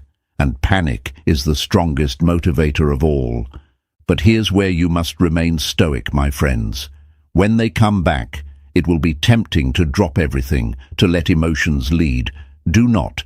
Remember, this comeback is not the product of their power. It's the result of yours. You are not waiting to be chosen. You are showing that you cannot be replaced. That's the energy that flips the entire dynamic. So stay patient, stay silent, keep building, because every day you hold steady, their curiosity turns into fear, and their fear turns into action. And that action, when it comes, will not be half-hearted. It will be desperate. They'll return not because they want to, but because they have to. Write this in the comments right now. They will fear losing me. Say it, type it, claim it, because that is the truth. Your silence and growth are creating an energy that cannot be denied, an energy that forces them back to you.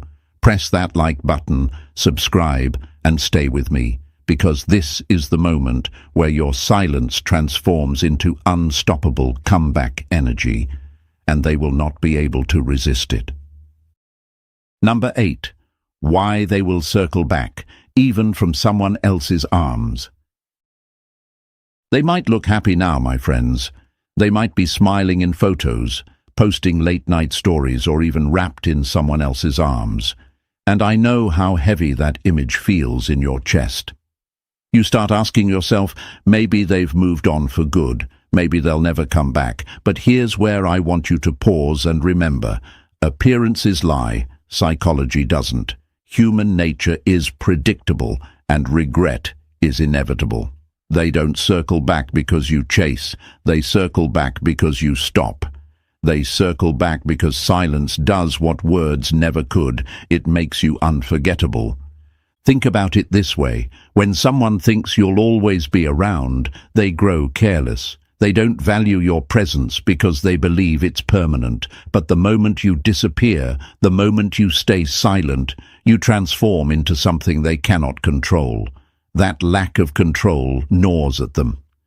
Carl Jung said, "What you resist not only persists, but grows in size." And that's exactly what happens with you. They try to resist thinking about you, but your silence magnifies their memories. They resist admitting regret, but the regret deepens anyway. They resist comparing you to the new person, but those comparisons never stop. In fact, the more they try to bury your memory, the louder it echoes in their mind. Here's the secret. They may hold someone else right now, but that doesn't erase you. The mind doesn't delete deep connections. It carries them quietly in the background until something, a scent, a song, a moment, pulls it all back. And when it does, it hits harder than ever before because now it's wrapped in the sting of regret. They can laugh with someone else, but when the laughter fades, they will wonder, why didn't it feel the same? They can kiss someone else, but when the silence settles, they'll hear the whisper, why does this feel emptier than before? That whisper will always lead back to you. Even if they try to convince themselves they've found better, your growth becomes the thorn in their side. They'll see you glowing, moving forward, carrying yourself with calm strength. They'll hear about you from friends, notice your energy if they cross paths, and deep down, it will burn. Because you're no longer the version of yourself they left. You're something greater, untouchable, unforgettable. And once they realize they walked away from someone who only got stronger without them, they'll circle back. Not out of pity, not out of casual interest, but out of fear that they lost something they'll never replace. That's the real magic of silence, folks. It doesn't just create space, it creates contrast. While they distract themselves with temporary highs, your silence builds a permanent presence in their unconscious mind. You become the one they measure everyone else against, and when those comparisons fail, as they always do, the pull towards you becomes irresistible. It's not a question of if they'll come back, it's a question of when. So take this as your reassurance. They will circle back. Maybe not today, maybe not tomorrow, but the laws of psychology don't bend. People always return to what they couldn't replace. They'll come back not because you begged for it, not because you fought for it, but because you did the opposite. You let go. You stopped. And in stopping, you became the ghost they cannot outrun. Go to the comments right now and write, "I am unforgettable." Say it, type it, declare it, because you are. And the moment you believe it, the world will reflect it back. Press that like button, subscribe, and stay with me, because your silence has already set the stage. And when they circle back, as they always do, you'll see with your own eyes the power you held all along. And so, my friends, here's the truth. We've come full circle. Silence isn't weakness, it's power. Growth isn't revenge, it's transformation. And no matter how strong their mask looks, psychology never lies. They will feel it, they will regret it, and yes, they will circle back. Stay patient, stay grounded, and never doubt your worth. Now, if this message spoke to you, press that like button, subscribe to the channel, and share this video with someone who needs this reminder. And don't forget to drop your affirmation in the comments. Claim it, own it, and let the world know you are unforgettable. My friends, let's be honest for a moment. You've been silent, you walked away, you pulled your energy back, and you thought that would shake them. You thought your absence would rattle their hearts so badly that they'd come crawling back with apologies and regret. But here you are, days or weeks later, staring at your phone, and nothing has happened. No knock at the door, no late-night text confessing they can't live without you. And deep inside, a voice whispers the most painful question. Did I lose them for good? Did my silence fail? Folks, I know that weight, that fear that maybe all those Stoic videos and advice lied to you. They said, walk away and they'll miss you. But you walked away, and they look unaffected. You see them smiling, posting, maybe even with someone else. And you wonder, was I just forgettable? Did they already move on? That doubt cuts like a knife. But here's where I need you to stop, breathe, and understand this truth. Silence isn't instant. Silence isn't begging. Silence is planting a seed. And just like a seed, it doesn't grow overnight. It grows in the dark, beneath the surface, where you can't see it. Let me give you a picture. Imagine you drop a stone into a still lake. At first, nothing seems to happen. But slowly, ripples spread out, touching every corner of the water. Your silence works in the same way. When you step back, when you stop giving them your energy, at first they think they won. They think they've silenced you. But slowly, quietly, your absence begins to ripple through their life in ways they can't admit. It creeps into their thoughts at night. It flashes in their memory when they see someone who looks like you. It echoes when a song comes on that once belonged to the both of you. You're not gone. You're haunting them in silence. But here's the twist, my friends, and this is what nobody tells you. If they look unaffected, it's not because they don't think about you. It's because you haven't unlocked the lever that turns silence into obsession. That lever isn't just walking away. Anyone can disappear. That lever is a blend of psychology, mystery, scarcity, and presence. Psychology says the human mind craves what it cannot have. Mystery makes them curious about what you're doing, who you're with. Scarcity tells them you are rare now, no longer easily available, and presence is the strange paradox. Your silence creates an invisible presence because the brain hates unfinished stories. They can't stop replaying it, wondering, why did you go quiet? Did they stop caring? Or are they living better without me? The mistake most of you make, folks, is thinking silence works instantly. You're measuring hours and days when the truth is measured in weeks and months. Silence is slow, but it's powerful. Think about firewood. You strike a match and it looks like nothing is happening. But beneath the surface, heat is building, and then, suddenly, it ignites into flame. That's how your absence works. What you need is patience. What you need is detachment. Because the moment your silence stops being about waiting for them and starts being about elevating yourself, that's when they feel the real sting. That's when silence shifts from absence to magnetism. And listen closely, this is where you win. The same silence that feels like failure now will become the reason they come crawling back later, but only if you master it. Only if you stop staring at the phone, stop wondering why they haven't begged yet, and instead focus on building a life so magnetic, so mysterious, that they can't ignore it. That's the magical shift. That's the lever. And once you flip it, they'll regret letting you slip away. So don't let the doubt fool you. Don't let the lies that they're unaffected poison your mind. They feel it, they notice, and in time, they will miss you. Your silence is not weakness, it's strength. Your silence is not being forgotten, it's being engraved deeper. Remember this, folks, the one who stays calm wins. The one who controls themselves controls the game. You are that person. You are calm. You are in control. And you are unforgettable. And now I want you to take this lesson and burn it into your mind. You don't beg. You don't chase. You don't fold. You remain calm. And you remain in control. That's your weapon. That's your power.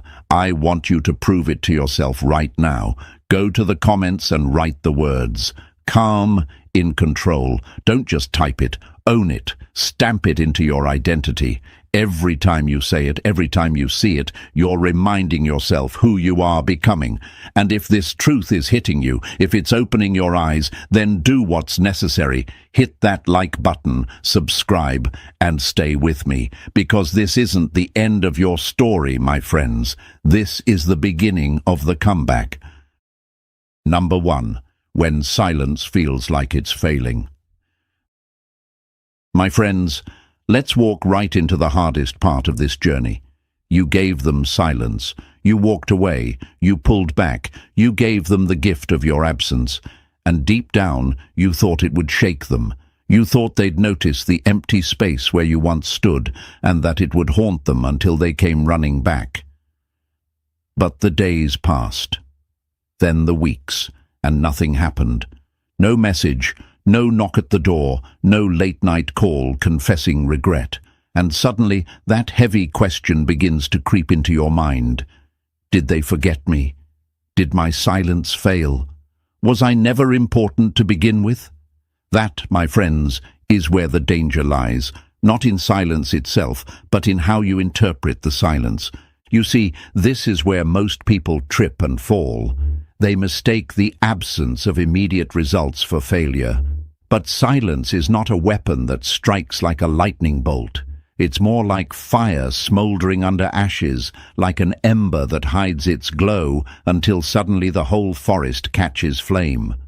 The human mind doesn't always react on your timetable. Just because you don't see visible proof doesn't mean the impact isn't happening. In fact, Carl Jung once said, "Until you make the unconscious conscious, it will direct your life, and you will call it fate." What does that mean for you? It means their reaction to your silence is happening on a level you cannot see, below the surface of their daily mask. They may laugh with friends, post pictures, or act like life is perfect, but deep in their unconscious, the ripple of your absence has already begun. Think of it like planting a seed in the soil. You press it down, cover it, and walk away. For days you see nothing. For weeks, sometimes you see nothing. And then the doubt creeps in. Maybe the seed died. Maybe it will never grow. But the truth is, underground in silence, something is happening. Roots are pushing, the shell is cracking, life is forming. And suddenly one morning the green sprout breaks through. Silence works the same way, folks. Just because you don't see the sprout yet doesn't mean your absence isn't breaking through their unconscious.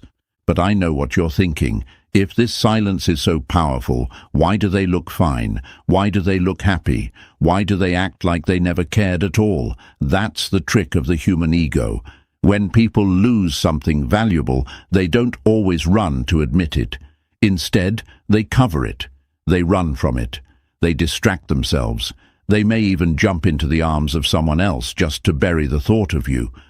But Jung tells us again, the things we resist persist.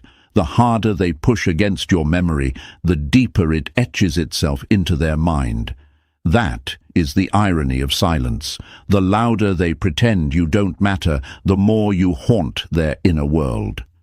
Silence feels like failure because your eyes are desperate for evidence. You want to see a text. You want to hear a call. But the battlefield is not visible. It's psychological. Their thoughts are the battlefield, and you've already planted your flag there. Every time they scroll their phone and don't see your name, a small ache forms. Every time they pass by a place that reminds them of you, your presence echoes back into their mind. And the longer the silence stretches, the heavier that echo becomes, like a dripping faucet in the night, quiet at first, then unbearable. It seeps into their consciousness until they can't ignore it anymore. Now here's the hardest part, and you need to listen carefully. Silence feels like it's failing because you are still attached to the outcome. You're staring at the door, waiting for them to walk through it. You're checking your phone like a prisoner shaking the bars of his cell, and that energy bleeds through. People can feel it when you are silent on the outside, but desperate on the inside. That desperation makes your silence weak. But when you detach, when you no longer need their return, when your silence is filled with peace and growth, that is when silence transforms into power. So I ask you this, what do you think happens when they look at you and see that you no longer chase, you no longer need, you no longer break? What happens when they realize you've become scarce, mysterious, and untouchable? That is when their heart stirs. That is when regret creeps in. That is when silence stops being your weakness and becomes your crown. Folks, silence is not failure. It is a test of your strength. Imagine standing in a storm, the winds howling, the rain pounding, while everyone else runs for shelter. You don't move, you don't flinch, you simply stand, calm, unshaken. That is what your silence must become.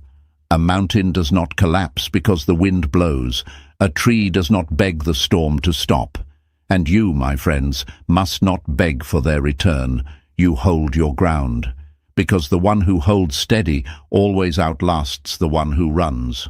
So when silence feels like it's failing, remind yourself, it's not failing, it's working beneath the surface. It's building pressure, carving regret, haunting their unconscious until they can no longer escape it. And when that moment comes, when the weight of your absence becomes heavier than the comfort of their pride, they will break their silence first. They will come back, not because you begged, but because you held steady. That is the power of restraint. That is the strength of Stoicism. Now I want you to claim it. Don't just listen and nod. Don't just think, that's true. Anchor it into your identity. Go to the comments and write these words, I hold my ground. Say it, type it, own it. Let the world see it. Let yourself believe it. I hold my ground. That is your shield. That is your victory. And if this truth hit you in your chest, if it spoke directly to your doubt, then press that like button, subscribe, and stay with me, because this journey isn't over. The silence you fear today is the silence that will crown you tomorrow. My friends, you hold your ground. You win in the quiet. You are unshakable. Write it now. I hold my ground. Number 2, the mistake you're making.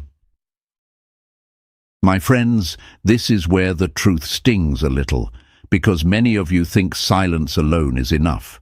You think if you stop texting, stop calling, stop showing up, that this absence will automatically make them miss you. But here's the mistake. You confuse absence with value.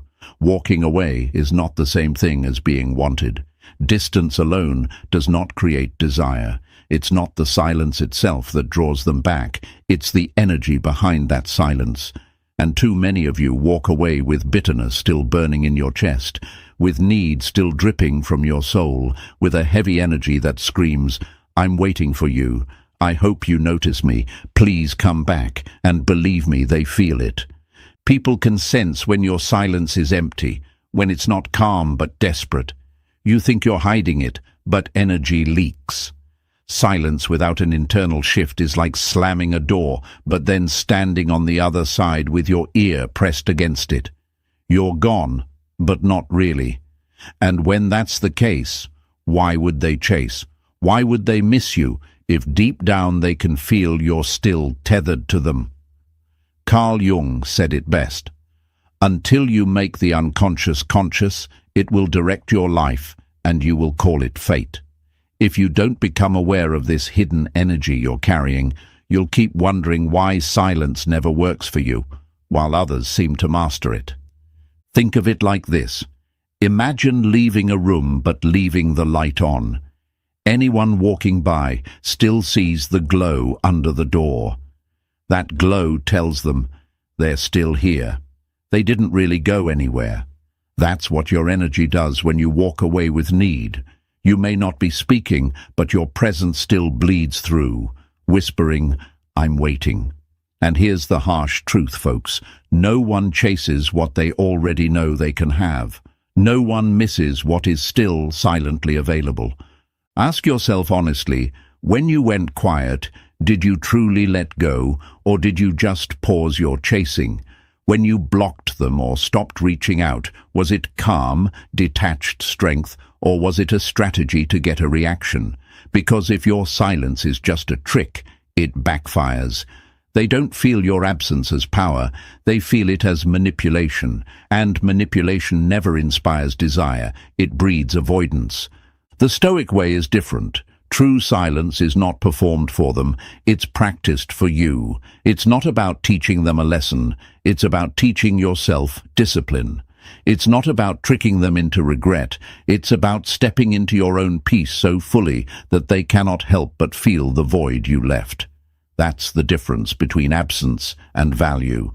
Absence says, I'm gone but I still care what you do. Value says, I've moved into my own life so deeply that you may never touch me again. And that, my friends, is haunting. That is magnetic. Now, I know it's difficult. Your mind asks, how do I stop caring?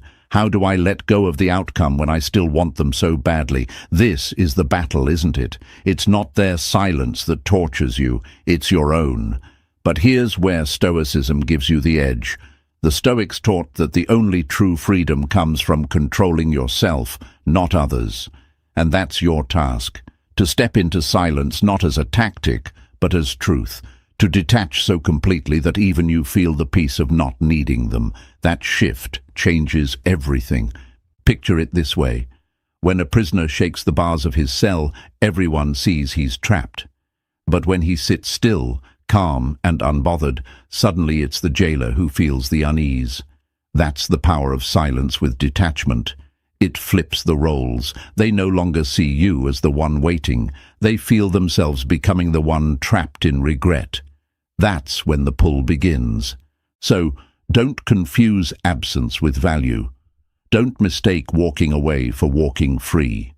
Make your silence strong by making your energy strong. Let go of the bitterness, release the need, and replace it with calm presence. Because when they can no longer feel your energy clinging, that's when they panic. That's when they start to chase what they thought was theirs forever. And here's what I want you to anchor today. Say it, write it, own it. My silence has power. Go to the comments and stamp those words. My silence has power. Every time you type it, every time you see it, you're reminding yourself not to just walk away, but to walk free. And if this truth hit you like a wave, if you feel that shift beginning inside you, press that like button, subscribe, and stay with me. Because the real power of silence isn't in their reaction, it's in your transformation. Write it now, my friends. My silence has power. Number 3. The invisible string of energy. My friends, this is where things turn from ordinary into something almost magical. We've already said that silence on its own is not enough. Anyone can stop talking. Anyone can vanish from a phone screen. But what makes the difference between silence that gets ignored and silence that haunts them is this: the invisible string of energy. Psychology shows us that human beings have a strange sensitivity. They can sense when someone still clings to them, even if no words are exchanged. They can feel when you're waiting, when you're hoping, when you're silently begging for them to return. It's like a subtle vibration that hangs in the air, and it tells them, you haven't really let go. And when they feel that string pulling, they don't need to chase you, because deep down they already know you're still there. Think of it like a tether. You walked away, yes, but you're still tied to them by that invisible rope. You're trying to walk in the opposite direction, but they can feel the tension, the pull, the constant reminder that you're still attached. And because they feel that, they don't panic. They don't fear losing you. They may even take advantage of it, knowing that no matter how far they drift, your energy is keeping them safe. That is why many of you think silence has failed. It's not that silence doesn't work, it's that you never cut the string. Now let's flip this on its head. The missing piece is detachment. The moment your silence is no longer filled with waiting, no longer poisoned with anger, no longer heavy with wounds, but instead becomes calm, elevated and mysterious, something changes in the air. That invisible string snaps. For the first time they can't feel you clinging anymore, and that absence, that break in the rope, creates a new kind of tension. Suddenly, they don't feel safe.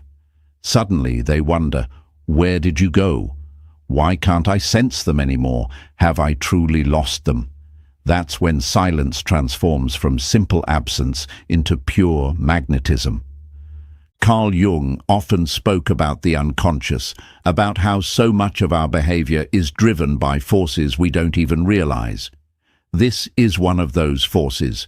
Even without seeing you, even without hearing from you, they pick up on the energy shift. They can't explain why they're restless at night. They can't explain why memories of you suddenly sting. They can't explain why, in the middle of a happy moment, your name flashes through their mind. But you and I know why. It's because the invisible string has been cut, and now they feel the vacuum where you used to be. Let me give you a metaphor. Imagine a balloon tied to someone's wrist with a thin string. The balloon floats, but it's always within reach. They get used to it. They don't appreciate it. It's always there, hovering. But what happens when the string is cut and the balloon drifts into the open sky? Suddenly their head tilts up, their heart sinks, and they realize they can never grab it again. That is what your detachment does.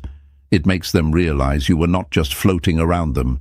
You were freedom, and now you're gone. But here's the challenge, my friends. Detachment is not easy.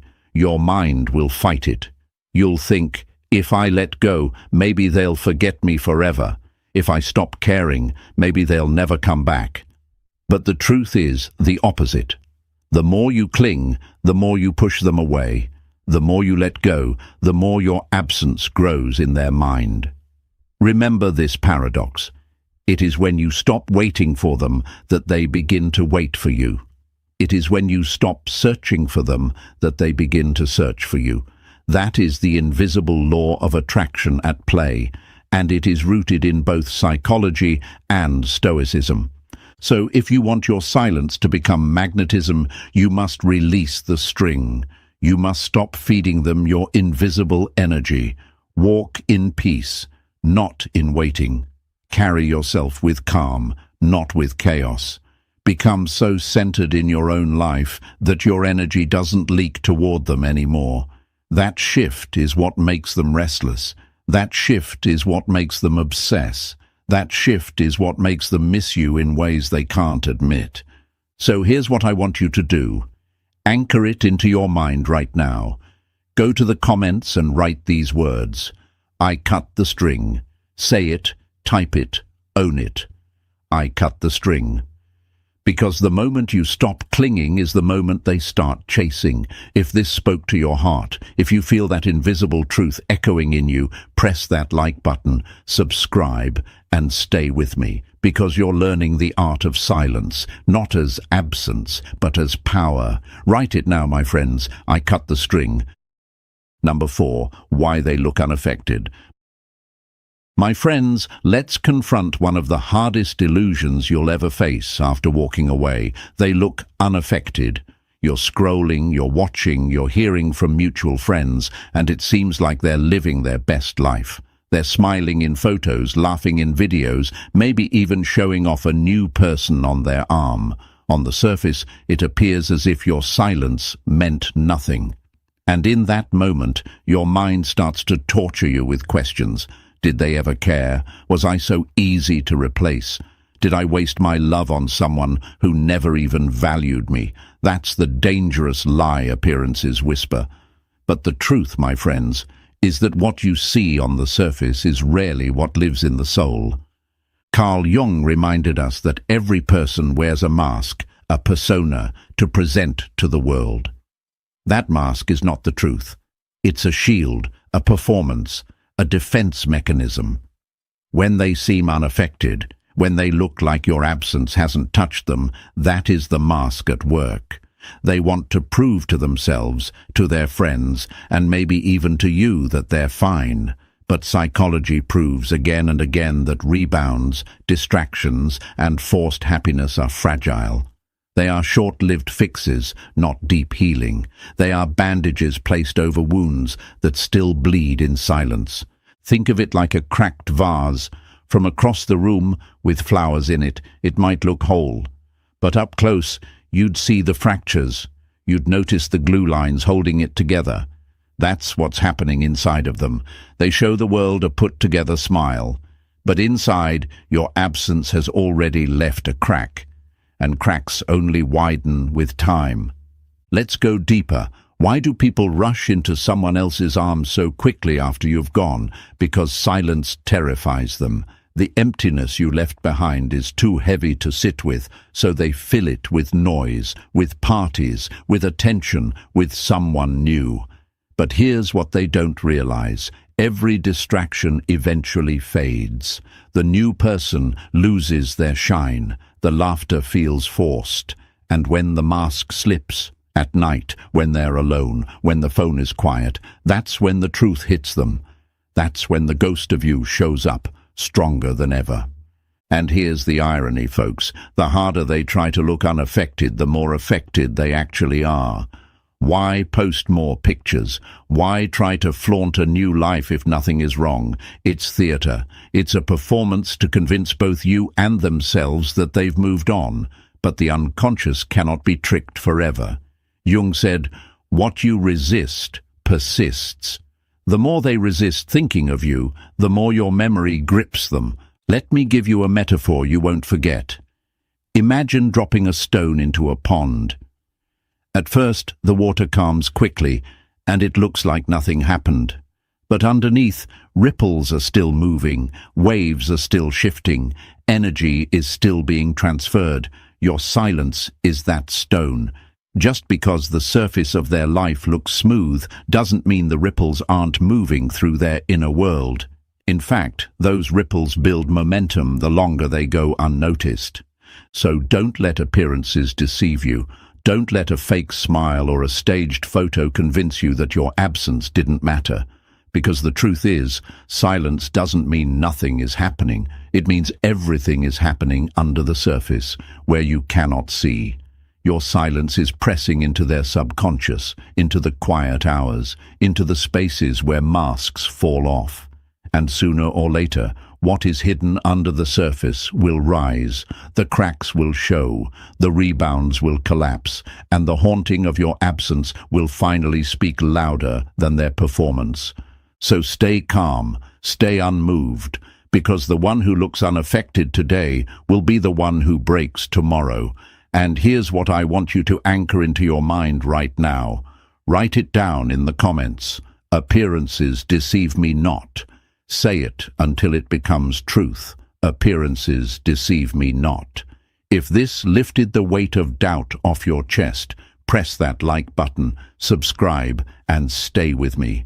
Because the surface lies, but the silence always tells the truth. Write it now, my friends. Appearances deceive me not.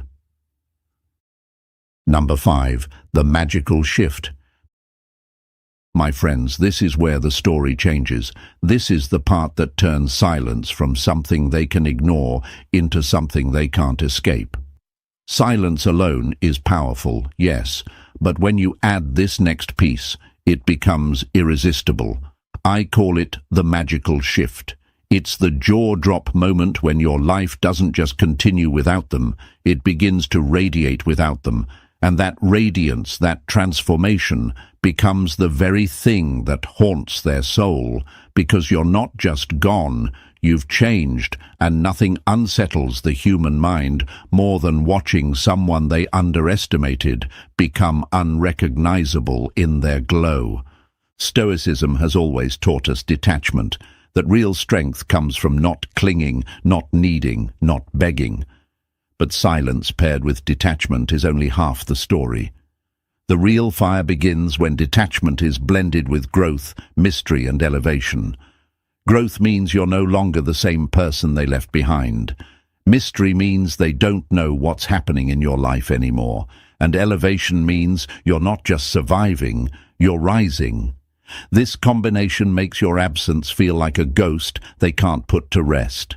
You stop being a memory and become a question mark that keeps them up at night. Think of it like this. Imagine someone leaves a painting half-finished and walks away, thinking it will always stay that way. But when they come back months later, the canvas is not empty. It's alive with color, detail, and beauty they never expected. That's what your transformation does. They thought they walked away from an unfinished version of you, only to realize you've become a masterpiece in their absence. That realization doesn't just sting, it's magnetic. It pulls at them, forces them to look back, forces them to wonder how they ever let you go. Now, here's why this shift is so powerful. When you walk away but stay stagnant, they feel no urgency. They think, you're still the same, you'll still be there if I want you. But when your silence is matched with visible growth, when you look stronger, happier, and more grounded, they feel the clock ticking. They feel scarcity for the first time. They begin to think, maybe I can't get them back anymore. Maybe they're slipping away for good. And that fear, that realization, ignites desire. Carl Jung spoke often about the shadow, the hidden part of ourselves that we deny. When you grow in silence, you force them to face their own shadow. They see you evolving, and they're left staring at the fact that they haven't. They're still chasing distractions, still masking emptiness, while you've built something real. That comparison eats at them. It makes your absence unbearable, because now it's not just about missing you, it's about missing what they could have been if they had stayed with you. And let's not forget the power of mystery. When you stop broadcasting your every move, when you stop leaking your life on social media, when you let your growth happen in silence, you become unpredictable. And the human mind hates unpredictability. They want to know if you're sad, if you're lonely, if you're still waiting. But when you give them nothing, when you live in a way they can't access, their imagination does the rest. And imagination is always more haunting than reality. This, my friends, is the magical shift.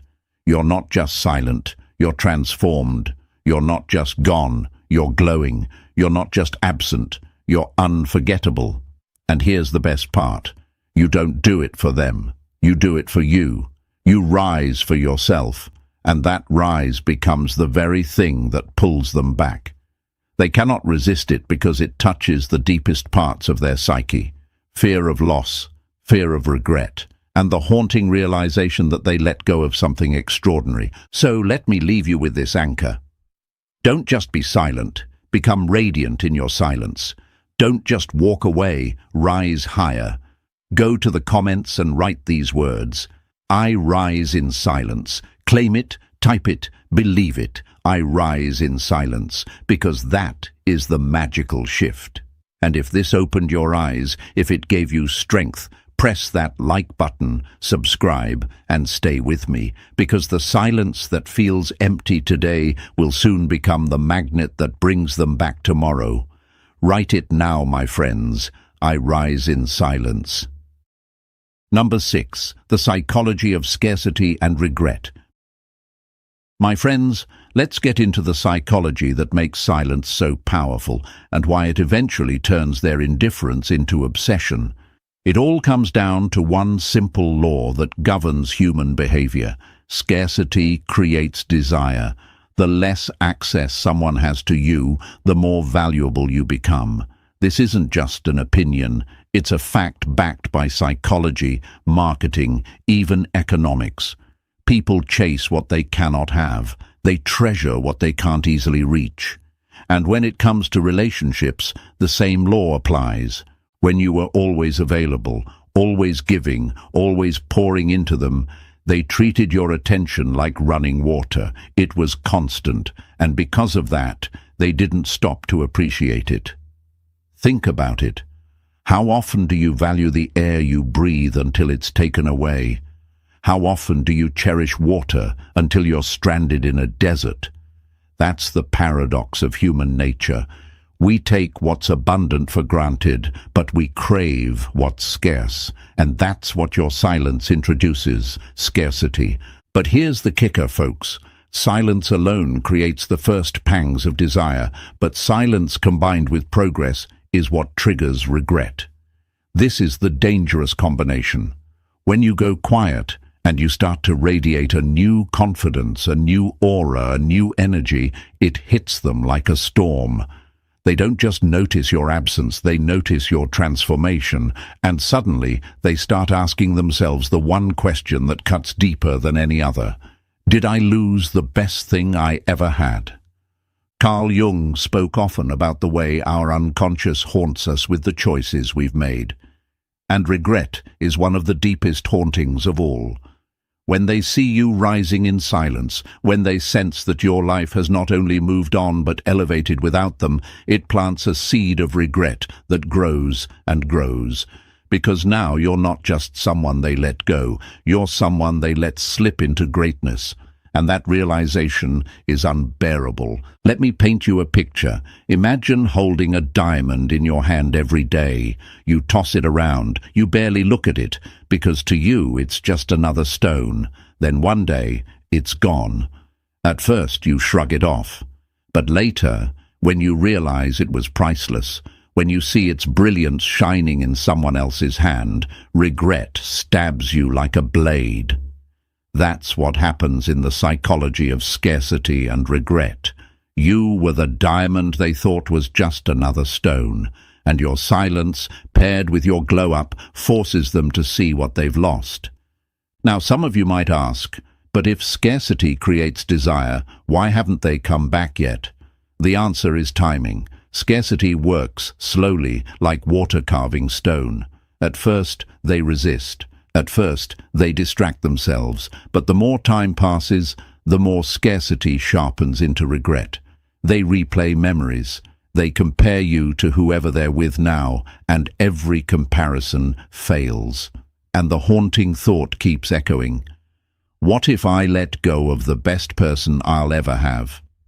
That thought doesn't go away. It festers. It grows. It digs into their soul until they can't silence it anymore. And here's where Stoicism meets psychology. Your role is not to chase, not to break the silence, not to try and speed up their regret. Your role is to remain calm, in control, focused on your own rise, because the more you glow, the more scarce you become in their world, and the scarcer you become, the more their regret poisons their pride. That's when silence flips the script. You stop being the one who was abandoned, and they become the one who feels abandoned by their own choices. So don't underestimate this power. Silence plus progress is unstoppable. It turns you into a legend in their mind. It makes them question themselves, their choices, even their worth. And no matter how far they run, they will always circle back to that question. Did I lose the best thing I ever had? Now, my friends, I want you to claim this truth. Anchor it into your heart. Go to the comments and write, "Scarcity makes me priceless." Say it, type it, own it. Scarcity makes me priceless, because you are not forgotten. You are not replaceable. You are the diamond they let slip, and regret will bring them back to face it. If this hit home, if this gave you strength, press that like button, subscribe, and stay with me, because the more scarce you become, the more priceless you are. Write it now, my friends. Scarcity makes me priceless. Number 7. How even new lovers can't erase you. My friends, this is where we expose one of the greatest lies you've been told, the lie that someone new can replace you. It's easy to believe when you see them smiling with another person, posting pictures, flaunting their so-called happiness. And deep down it stings, doesn't it? You ask yourself, did I mean so little that they could just move on overnight? Did all of our moments together vanish into nothing? But here is the truth that will set you free. No rebound, no fling, no shiny new distraction can erase what you carved into them. When a deep attachment has been made, it doesn't just vanish because someone else is holding their hand. Think about this. The human mind doesn't work like a chalkboard where memories can be wiped clean. It works more like stone, where every experience is etched, carved, and engraved. You left an imprint on them, whether they admit it or not. And new lovers don't erase those carvings, they just get compared to them. That's the secret you need to remember. Your absence doesn't disappear when someone else shows up. It becomes a ghost that follows them into every new connection. Imagine them lying in bed with this new person, and out of nowhere, your face flashes in their mind. A joke you once told slips into their memory. A certain scent reminds them of you. And even while their body is present with someone else, their mind is wandering back to you. That's the haunting power of true attachment.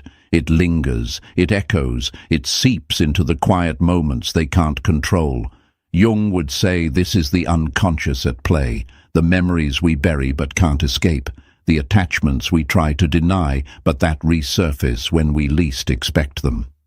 Here's the magic of silence and elevation. When you grow in your absence, when you elevate your life without them, the comparisons grow even sharper.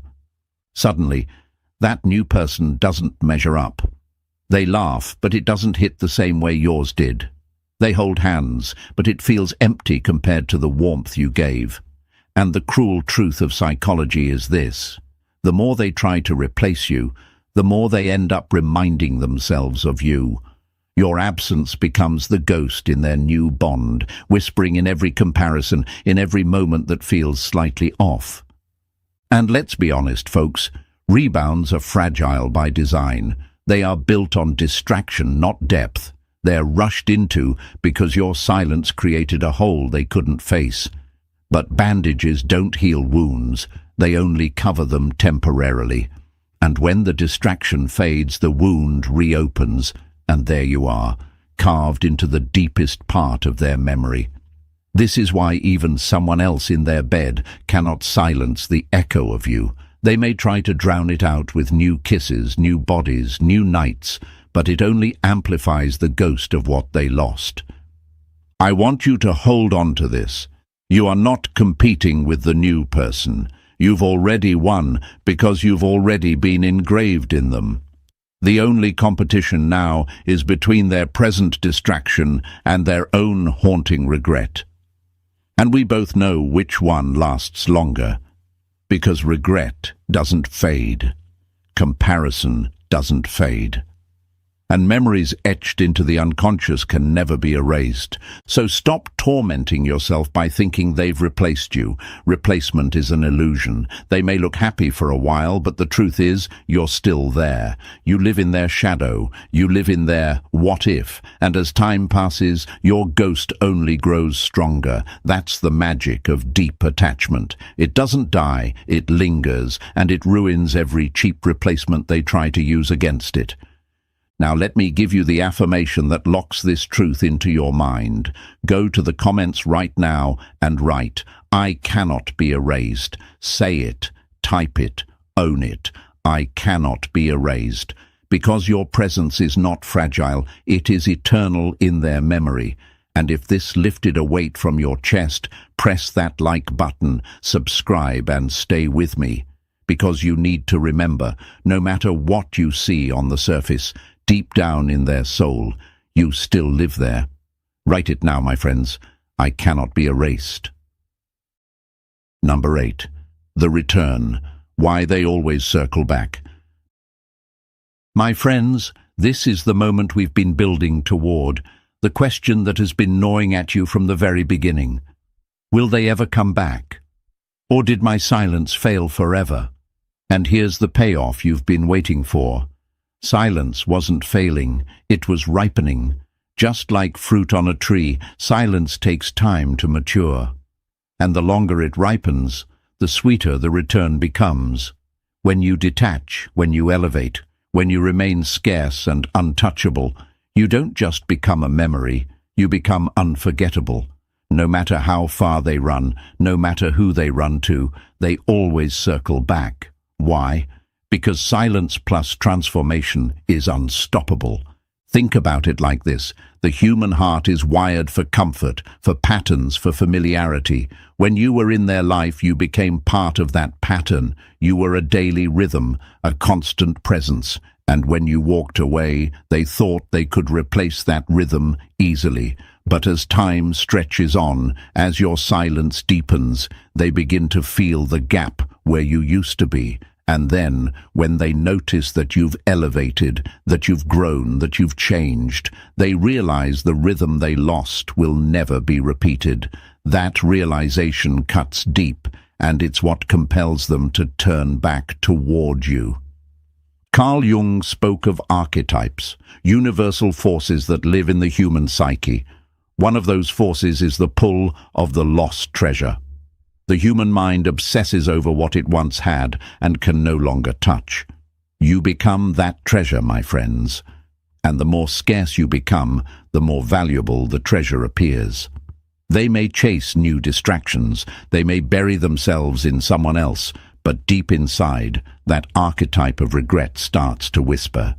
You lost something precious. You let go of something irreplaceable. And that whisper grows louder with every day of your silence. Picture this. Imagine a comet shooting across the night sky. At first it dazzles, then vanishes into darkness. The world keeps moving, people go back to their lives. But in the quiet of the night, eyes keep glancing upward, wondering when or if they'll see that light again. That's you. Your silence makes you rare, your elevation makes you luminous, and your scarcity makes them ache for your return. It's only a matter of time before curiosity, longing, and regret pull them back into your orbit. And here's the beauty of it. You don't have to do anything. You don't chase. You don't beg. You don't explain. You simply exist in your elevated state, and the magnetic field does the rest. Because what you're proving to them without a single word is this: you were never ordinary, you were never replaceable, and by the time they see it clearly, the weight of that truth will bend their pride until they break. That is why they always circle back.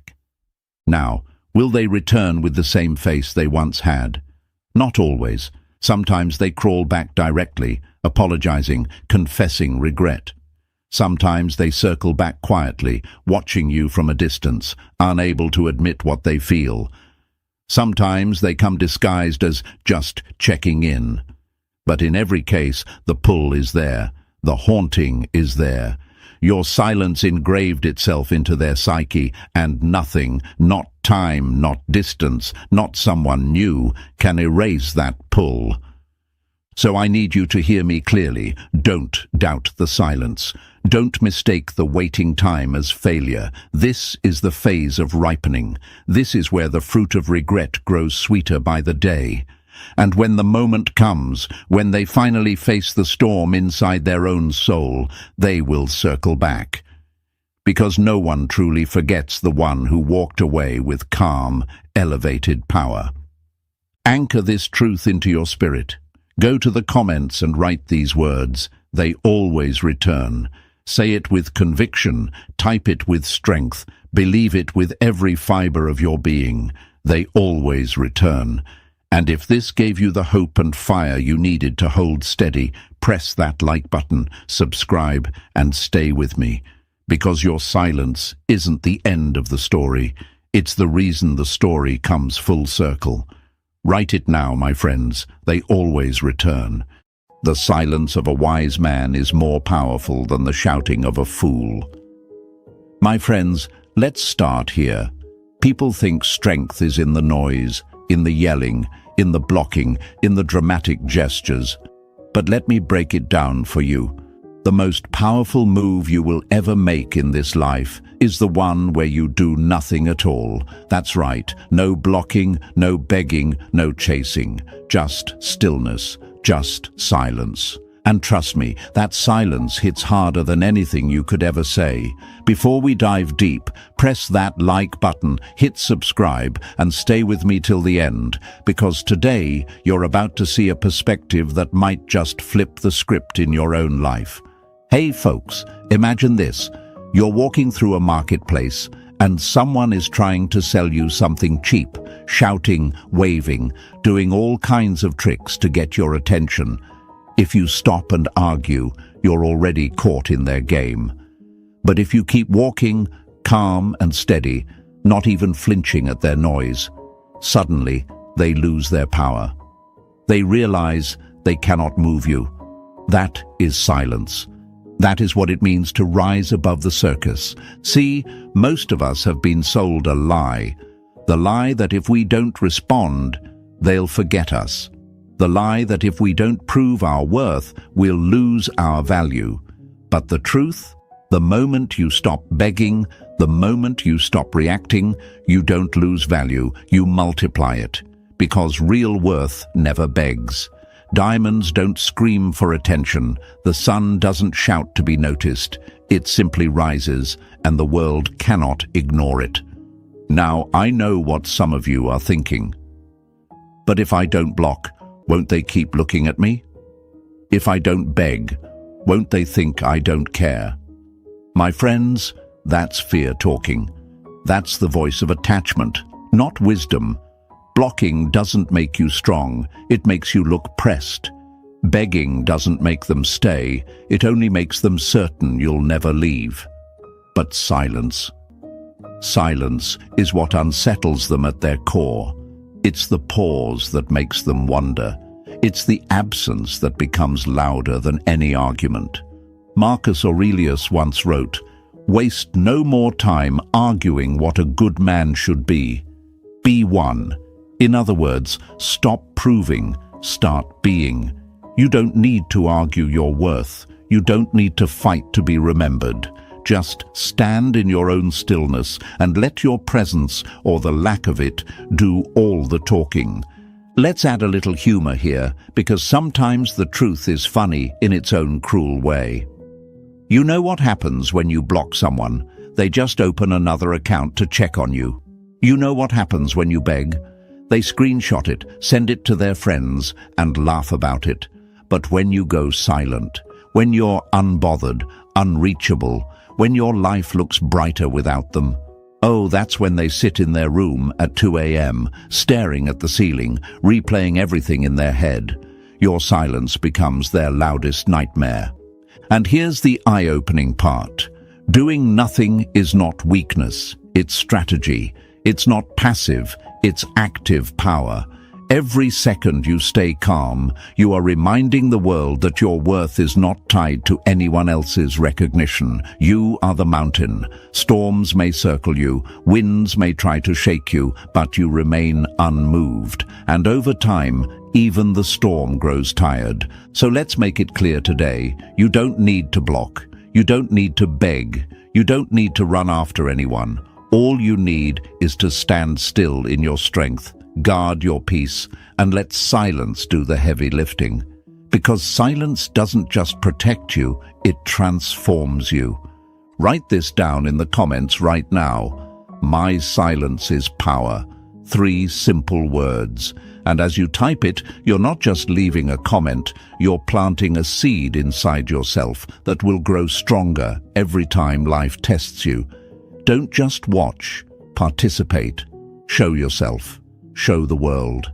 Hit that like button, subscribe if you haven't, and stay with me, because this journey we're on together is only just beginning. Number 1. The power of restraint. He who angers you conquers you. Those words strike like a hammer because they expose a truth most people run from. My friends, whenever you react, whenever you explode, whenever you block, beg, or chase, you're not proving strength, you're giving it away. The one who can make you move, the one who can push your buttons, the one who can steal your peace with their actions, that's the one who holds your power. And the moment they hold your power, they hold you. That's why the sharpest weapon you'll ever carry is restraint. Picture this. Imagine a fire roaring high, flames spitting sparks into the air. Your first instinct is to fight it. Throw water, smother it, do anything to silence it. But what if I told you that fire feeds on your panic? That every splash you throw only fuels its rage? Sometimes the most devastating thing you can do is step back, fold your arms, and let the flames burn themselves out. That's what restraint is. It's starving the drama of the reaction it craves. And let me tell you, nothing unsettles people more than the fire of their chaos meeting the calm of your silence. The lie the world sells you is this. If you don't react, they'll think you don't care. If you don't speak, they'll think you're weak. If you don't block, they'll think you're scared. But here's the reality. They don't fear your words, they fear your silence. They don't respect your rage, they respect your calm. And they don't remember your explanations, they remember the moment you stopped explaining altogether. I know what's running through your mind right now. What if they think they've won? What if they think I gave up? What if they move on? My friends, that's not your burden to carry. Restraint is not about surrender, it's about sovereignty. It's not about letting them go, it's about letting go of their control. You're not telling them you don't care, you're telling them you've reclaimed your dignity. Restraint says, I refuse to play your game. Marcus Aurelius once wrote, the best revenge is not to be like your enemy. Think about that. They want you raging, they want you begging, they want you chasing, because that makes them feel powerful. But when you show restraint, when you fold your hands, smile, and let them stew in their own noise, you've already won without lifting a finger. Now let's flip the board. Imagine a chess game. They slam a piece down, expecting you to react instantly, to rush into their trap. But instead, you sit back, calm, unmoved, eyes steady.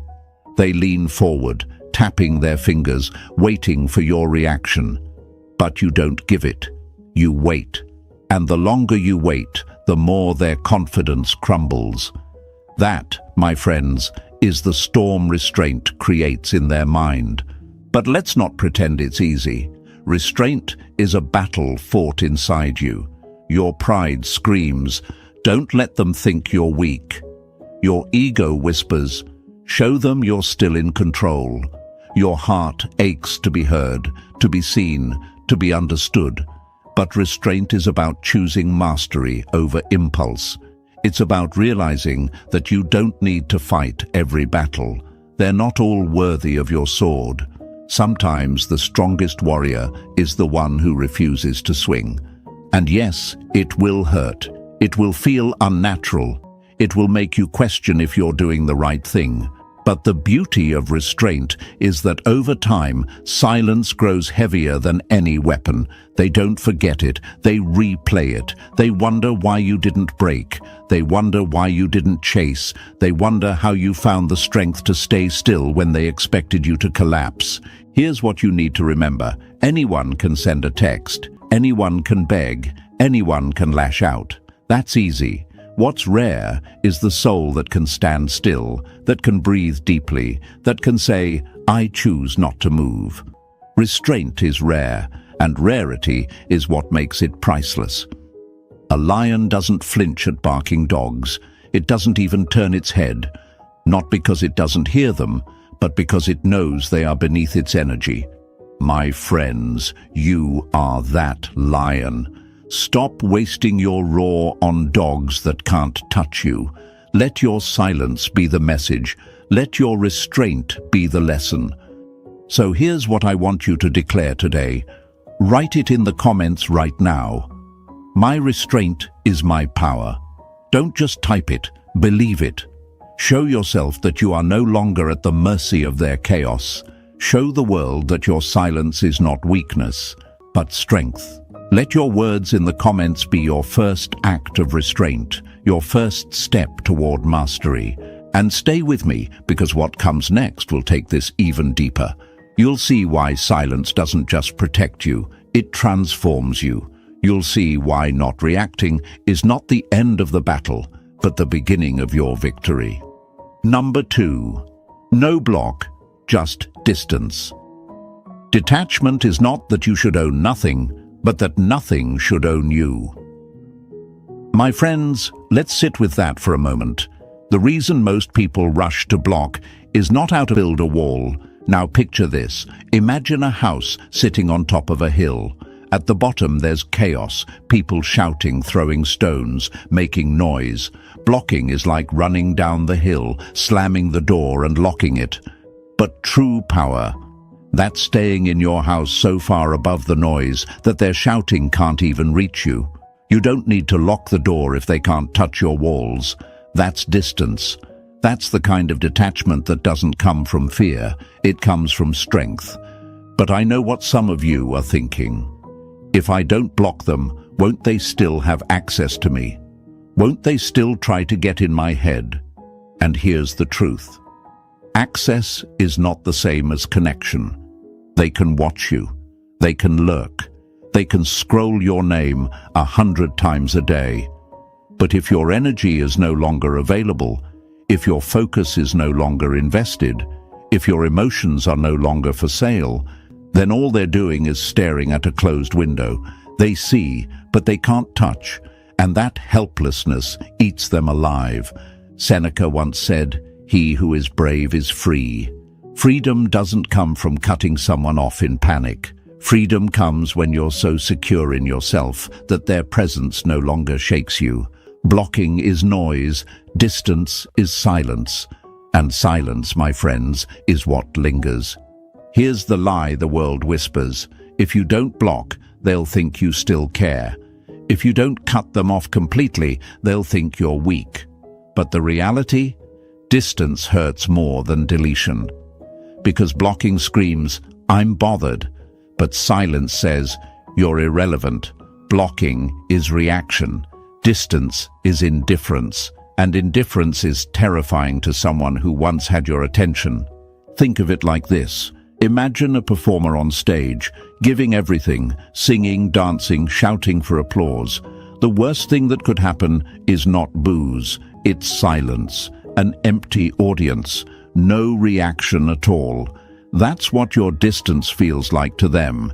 They can perform, they can post louder, they can pretend harder. But when your eyes are no longer watching, when your energy is no longer feeding them, they're left standing under the spotlight with no audience.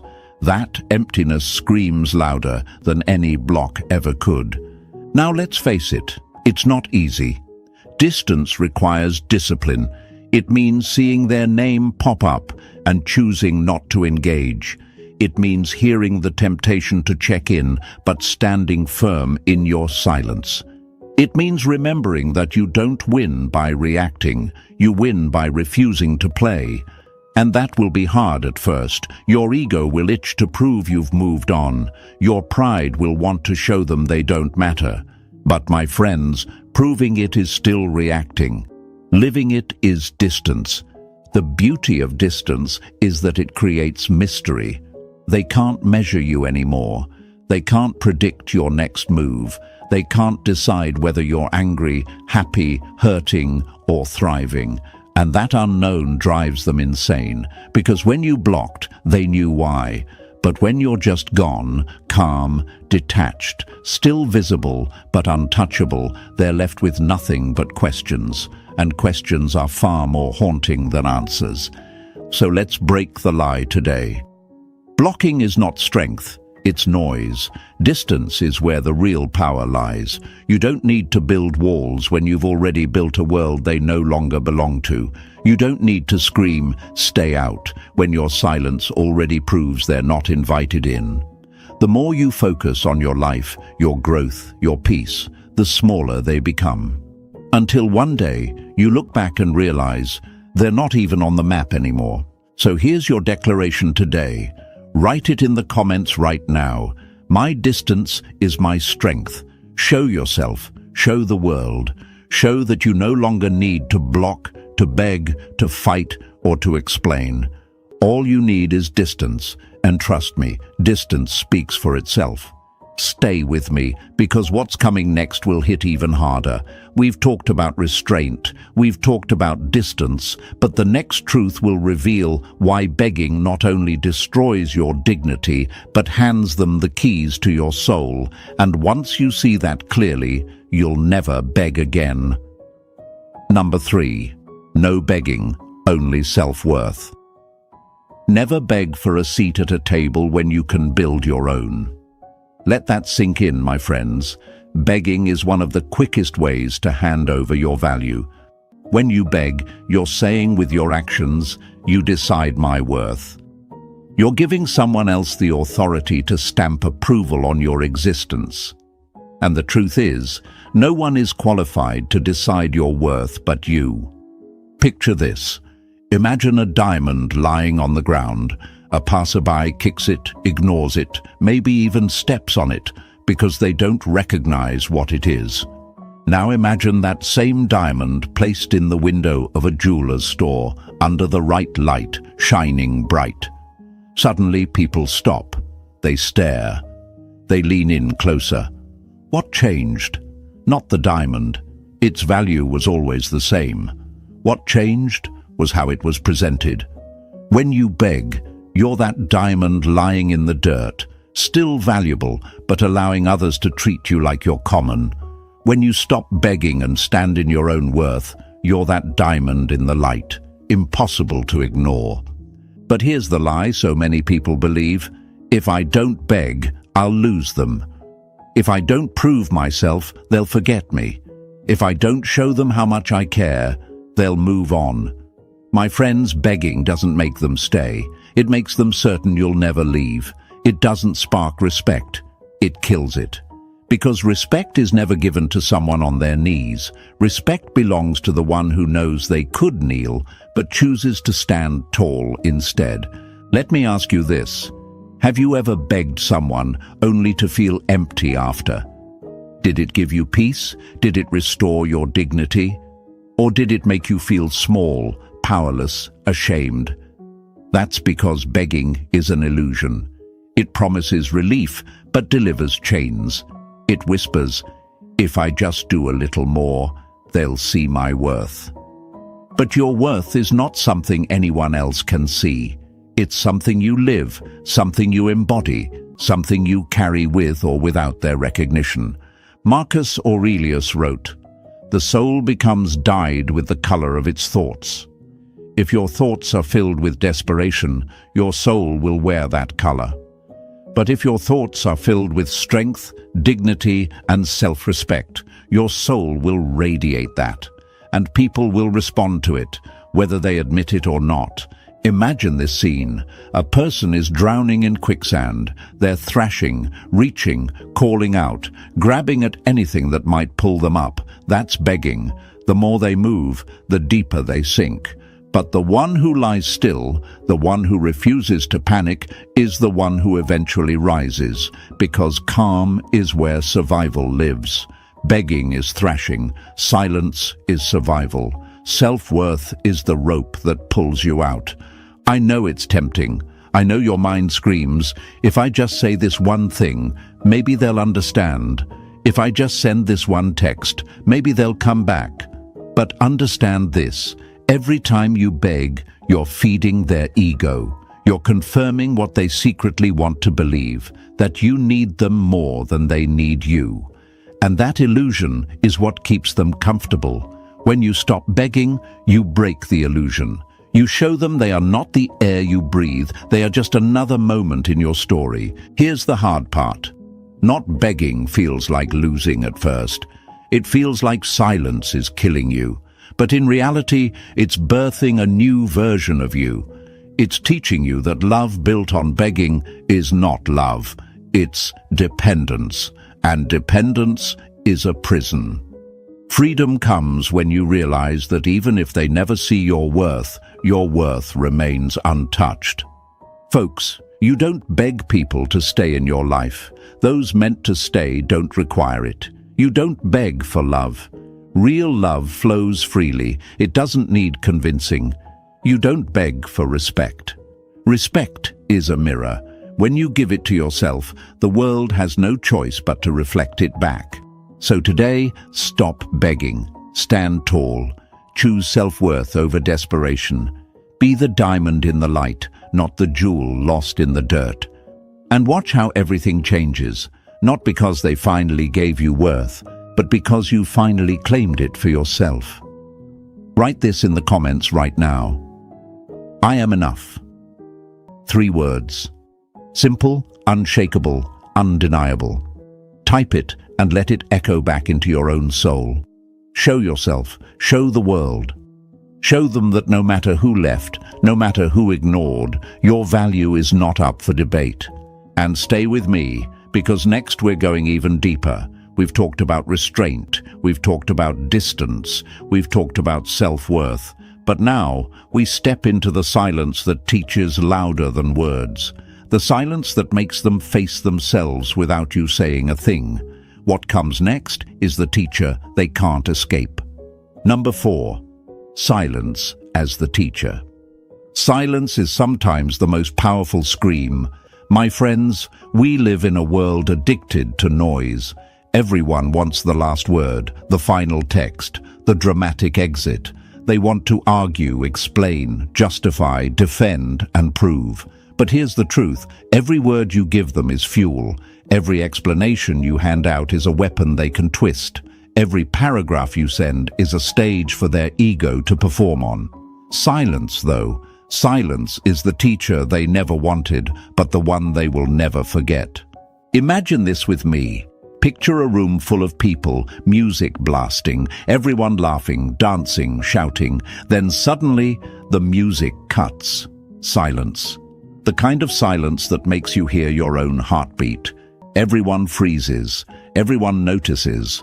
That's what happens when you stop feeding someone your words. They notice the absence louder than they ever notice the noise.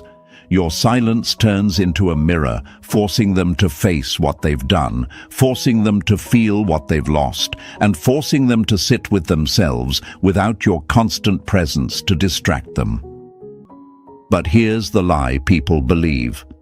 If I stay silent, they'll think I don't care. If I don't explain, they'll think they're right. If I don't respond, they'll move on. No, my friends, silence does not say, I don't care. Silence says, I refuse to keep dancing in your circus. Silence says, I'm too powerful to explain myself to someone committed to misunderstanding me. Silence says, your stage is closed, the lights are out, and I'm gone. Seneca once wrote, it is better to conquer our grief than to deceive it. What does that mean here? It means your silence is not denial. It's not avoidance. It's not weakness. It's conquest. It's you choosing not to deceive yourself with endless words that will never change them. It's you choosing to master your own emotions instead of letting them run wild in someone else's arena. Think of it like this. When a teacher stops talking in class and just stares at the room, what happens? The noise dies down. The students grow uneasy. The silence itself becomes the lesson. In the same way, when you stop talking, stop reacting, stop sending proof of your care, they feel that silence as a weight. They start to squirm under it. They start to ask themselves questions they've been avoiding. Did I go too far? Did I lose something real? Why aren't they reacting? Why aren't they chasing? And that's the power. You didn't scream. You didn't block. You didn't beg. You just went quiet. And the silence becomes the storm in their head. The more they try to ignore it, the louder it gets. The more they try to act unbothered, the more it gnaws at them. Because silence is not nothing. It's everything they fear. Now, I know what you're thinking, but staying silent is so hard. I want to defend myself. I want to prove my side. I want to show them they're wrong. My friends, that's normal. That's your pride itching for attention. But here's the truth. You don't need to defend yourself to someone who was never listening in the first place. You don't need to explain yourself to someone committed to misunderstanding you. And you don't need to prove yourself to someone who only values you when you beg. Silence cuts through all of that. It's difficult because silence forces you to sit with your own thoughts too, and many people would rather scream outward than confront inward. But if you can master that moment, if you can breathe, stay still, resist the urge to send that text, you're not just teaching them, you're teaching yourself. You're showing yourself that you are not a slave to impulse, not chained to reaction, not defined by whether they hear your side. You're showing yourself that your peace matters more than their perception. Think of silence as a seed. When you plant it, nothing seems to happen at first. Days pass, maybe weeks. But underground, things are shifting, roots are growing, and then one day it sprouts into something undeniable. Your silence works the same way. At first it looks like nothing is happening, but slowly, steadily, it digs into their mind, until one day when they least expect it, it blooms into regret they cannot escape. So here's the truth. Silence is not punishment, it's protection. It's not revenge, it's revelation. It reveals to them who they are when you're not cushioning their ego. It reveals to you who you are when you stop explaining.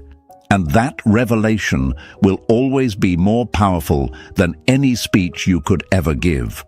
Write this in the comments right now. My silence teaches. Declare it. Believe it. Let it be your reminder. Show yourself that you are done explaining, done justifying, done dancing in someone else's noise. Show the world that you've chosen the higher ground. And stay with me, because what's coming next will take this even deeper. We'll talk about how silence doesn't just teach, it bends time itself. Time will start working against them, and every second of your silence will turn into a weight they cannot escape. Number 5. Time turns the tables. Time is the wisest counselor of all. That's what Pericles said, my friends, and he was right. Because here's the thing, at first, silence feels like freedom to them. The first few days, maybe even weeks, they feel light. They tell themselves they made the right choice. They laugh a little louder, post a little more, walk around like they've shed a weight. They believe you'll be back. They believe your silence is temporary. But what they don't realize is that time has teeth. And the longer it stretches, the sharper it bites. Imagine a dripping faucet in the middle of the night. 1 drop, 2 drops, 3 drops. At first, you ignore it. It's nothing, just background noise. But as the minutes pass, the sound starts digging into your skull. You can't unhear it. You toss and turn, trying to drown it out, but the dripping doesn't stop. That's what your silence becomes over time. It starts soft, almost unnoticeable, but with each passing day, it grows heavier, louder, impossible to ignore. Here's the lie most people believe. They're not reaching out, so they must not care. They've moved on, so my silence isn't working. Wrong. The truth is, time is a slow but ruthless teacher. At first, they feel free. But as the days pile up, as your absence stretches wider and wider, they start to realize something they never wanted to admit. They're the ones left behind. Think about it like this. When someone walks out of your life, they assume the door is still half open. They think they can wander back when they're ready.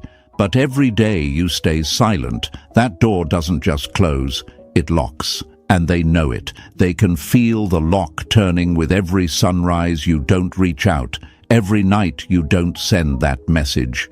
The more time passes, the more final your silence feels. Seneca once said, "Every new beginning comes from some other beginning's end." Time is what makes endings real, and your silence, stretched over time, becomes the proof that this ending is not just a phase, it's permanent. They can deny it in the first week, but by the second month, the weight of your absence presses harder than they ever expected. Now let's be honest. Waiting is hard. Patience feels like pain. You want results now. You want to know it's working. But my friends, silence is like planting a seed. You don't see the roots growing in the dark. You don't see the shifts happening under the surface. But give it time, and suddenly the sprout appears. That's how it works with them. You don't see the storm building at first, but time is slowly turning your silence into thunder in their mind. Here's the tricky part. At first, time works for them. The freedom feels exciting, but slowly, without warning, time flips.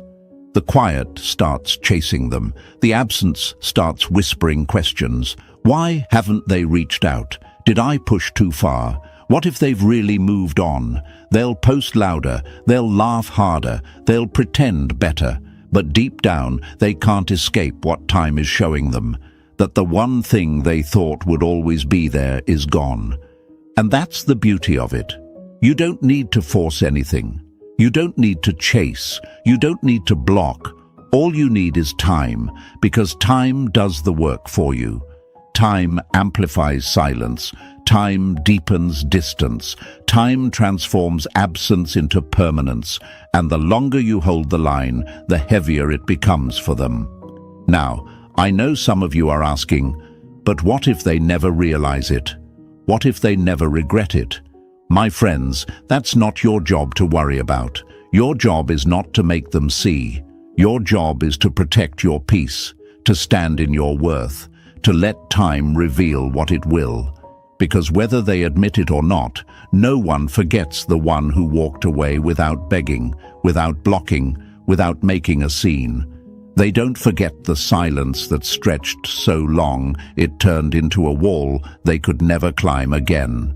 So let me say it plain, time always tells the truth. It shows you who was meant to stay. It shows them who they lost, and in the end, it always flips the tables. Write this in the comments right now. Time is on my side. Let it be your anchor. Let it remind you that you don't have to rush. You don't have to prove. You don't have to break your silence. Show yourself. Show the world. Show them. Because the longer you stand still, the more time works for you and against them. Stay with me, because next we're about to take it even deeper. We've talked about restraint, distance, self-worth, and silence as a teacher. We've seen how time bends the game in your favor. But now we step into the moment where you're no longer just gone, you're unreachable. And that, my friends, is where everything changes. Number 6, you become unreachable. The highest walls are not built of stone, but of silence and self-respect. My friends, there's a world of difference between being gone and being unreachable. Being gone means they can still peek at your life, still hold on to the illusion that they could reach out and pull you back at any moment. But being unreachable, that's when you step into a level of peace and power so far above them, they realize, no matter what they do, they can't touch you anymore. And let me tell you, that realization hits harder than anything you could ever say. Picture this with me. Imagine a bridge set on fire. At first, they laugh, thinking you'll rebuild it. They think you'll swim across the river, call out, or throw them a rope. But as the flames consume the wood, as the smoke rises into the sky, they start to realize this bridge isn't coming back. And when they turn to find another way across, they see nothing but distance. That's what it means to be unreachable, not just absent, not just quiet. Gone in a way that leaves no path back to you. But here's the lie they tell themselves. They're just mad. They'll come back. This silence is temporary. I still have access to them. My friends, that's what they believed when you used to break your own silence, when you used to chase, when you used to explain. But now they start to see that the version of you they thought they controlled is gone. You're no longer the person they could manipulate with a text, no longer the soul they could lure back with breadcrumbs. You've evolved. And nothing terrifies someone more than realizing the person they thought they knew doesn't exist anymore. Epictetus once said, "No man is free who is not master of himself." Freedom isn't just walking away, it's becoming unreachable in spirit. It's not just about ignoring their calls. It's about reaching a place in your mind where their opinion has no weight, where their validation has no grip, where their absence doesn't sting. That's true mastery. That's when you become free. Think about this. When someone loses a game, they can always hope for a rematch. They can prepare, come back stronger, play again. But what happens when the game itself disappears? When the board is gone, the pieces are gone, the rules are gone. That's what your silence and growth does. It doesn't just end the round. It removes the game from existence. They're left holding pieces to something that no longer exists. That's unreachable. Now I won't sugarcoat it. Becoming unreachable requires work. It means healing instead of hiding. It means building instead of waiting. It means leveling up so much that even if they tried to come back, they wouldn't even recognize the version of you standing there. And that's why it hurts them so deeply. Because when they finally turn around to find you, they realize you're not just silent, you're untouchable. And here's the beauty of it. Being unreachable doesn't require bitterness. You don't need to scream, "I'm done." You don't need to block. You don't need to throw shade. You simply rise. You invest in your life, your goals, your health, your happiness. You let your growth speak for itself.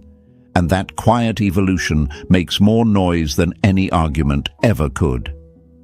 Here's the truth they never expected. They thought they walked away from you, but now they're realizing they can't walk back to you. They thought you'd always be the same, waiting in the same place. But you didn't just move on, you moved up. And that, my friends, is a reality they can't unsee, because nothing haunts a person more than realizing they lost access to someone they once took for granted.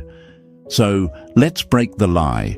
Being unreachable doesn't mean you're hiding. It doesn't mean you're running. It means you've grown into a version of yourself that is no longer accessible to people who couldn't value you. It means your energy is protected, your peace is guarded, and your worth is non-negotiable. Write this in the comments right now. I am unreachable. Say it, type it, declare it. Because the moment you accept that truth, you step into a level of freedom they can't follow. Show yourself, show the world, show them that you're not just gone. You're unreachable. And stay with me, because next we'll talk about the flip. How silence and evolution don't just make you untouchable, they rewrite the whole story. You'll see how the narrative they thought they controlled crumbles, and how you become the author of a story they never saw coming. Number 7. You flip the narrative. The one who controls the story controls the power. My friends, this is where everything shifts. For so long they believed they were the author of your story. They thought they were the ones writing the ending. They believed you'd always be the character who chases, the one who explains, the one who proves. But silence takes the pen right out of their hands. Silence flips the script without you ever needing to raise your voice. Imagine this. A movie plays out on the screen. The hero is beaten down, the villain smirks, and everyone thinks the ending is predictable. The audience leans back, confident they know how this story will close. But suddenly the music shifts. The hero stands, and without a single word, the entire theater realizes the script has changed. That's what your silence does. They thought they'd written you as the one who lost. But now, without warning, you've rewritten yourself as the one who walked away with dignity. Let's break the lie here. They tell themselves, I left them. They're the one hurting. They're the one watching me live free. That's what they brag about. That's what they feed their ego with. But then your silence starts working. They notice you didn't chase. They notice you didn't explain. They notice you didn't crumble. And suddenly, the story in their head doesn't match the story in reality. They thought you'd be begging, but you're blooming. They thought you'd be broken, but you're building, and the dissonance eats away at them. Epictetus once said, "First say to yourself what you would be, and then do what you have to do." That's what flipping the narrative is. You decide who you are, not them. You decide if you're the one left behind or the one who rose above. And when you choose silence, when you choose peace, when you choose to stand tall without reaction, you've already chosen to be the author, not the victim. Picture a chess game again. They believed they had you cornered. They made their move, confident it would be the last. But instead of reacting, you leaned back, and suddenly, without lifting a piece, the board flipped. Now they're the ones boxed in. They're the ones wondering how the game ended without them noticing. That's the power of narrative. It changes not by fighting harder, but by refusing to play the role they wrote for you. And here's the secret. Flipping the script doesn't require drama. You don't need to expose them. You don't need to shout from the rooftops. You don't need to prove how strong you are. You just have to live it. Your silence is the ink. Your peace is the plot twist. Your growth is the new chapter. And the story they thought they controlled crumbles in their hands. But let me be clear, this is not easy. It takes discipline to not defend yourself. It takes courage to let the truth speak louder than your explanations. It takes strength to say, I don't need them to understand. I don't need them to clap. I know my worth. That's why so few people ever flip the script. Most stay stuck in the story written for them, but not you, not if you choose this path. Because when you do, something incredible happens. The person who thought they left you behind becomes haunted by the person they can no longer reach. The one who thought they broke you becomes obsessed with the one they can't stop thinking about. And the one who thought they were the author realizes they were just a chapter in a book you've already outgrown. So let's set it in stone. Write this in the comments right now. I write my story. Declare it, my friends. Show yourself. Show the world. Show them that you are no longer a character in their play. You are the author of your own life. And if this resonated with you, if you felt the power of silence, if you've seen how restraint, distance, self-worth and time transform everything, press that like button right now, subscribe so you never miss what's coming next, and share this with someone who needs to hear it. Because silence isn't just about letting go, it's about flipping the narrative, rewriting the story, and walking forward with unshakable power. When you stop feeding people with your energy, they finally realize how hungry they truly were. My friends, let's start right here. For too long, you've been told that giving more, trying harder, chasing endlessly is what proves your love.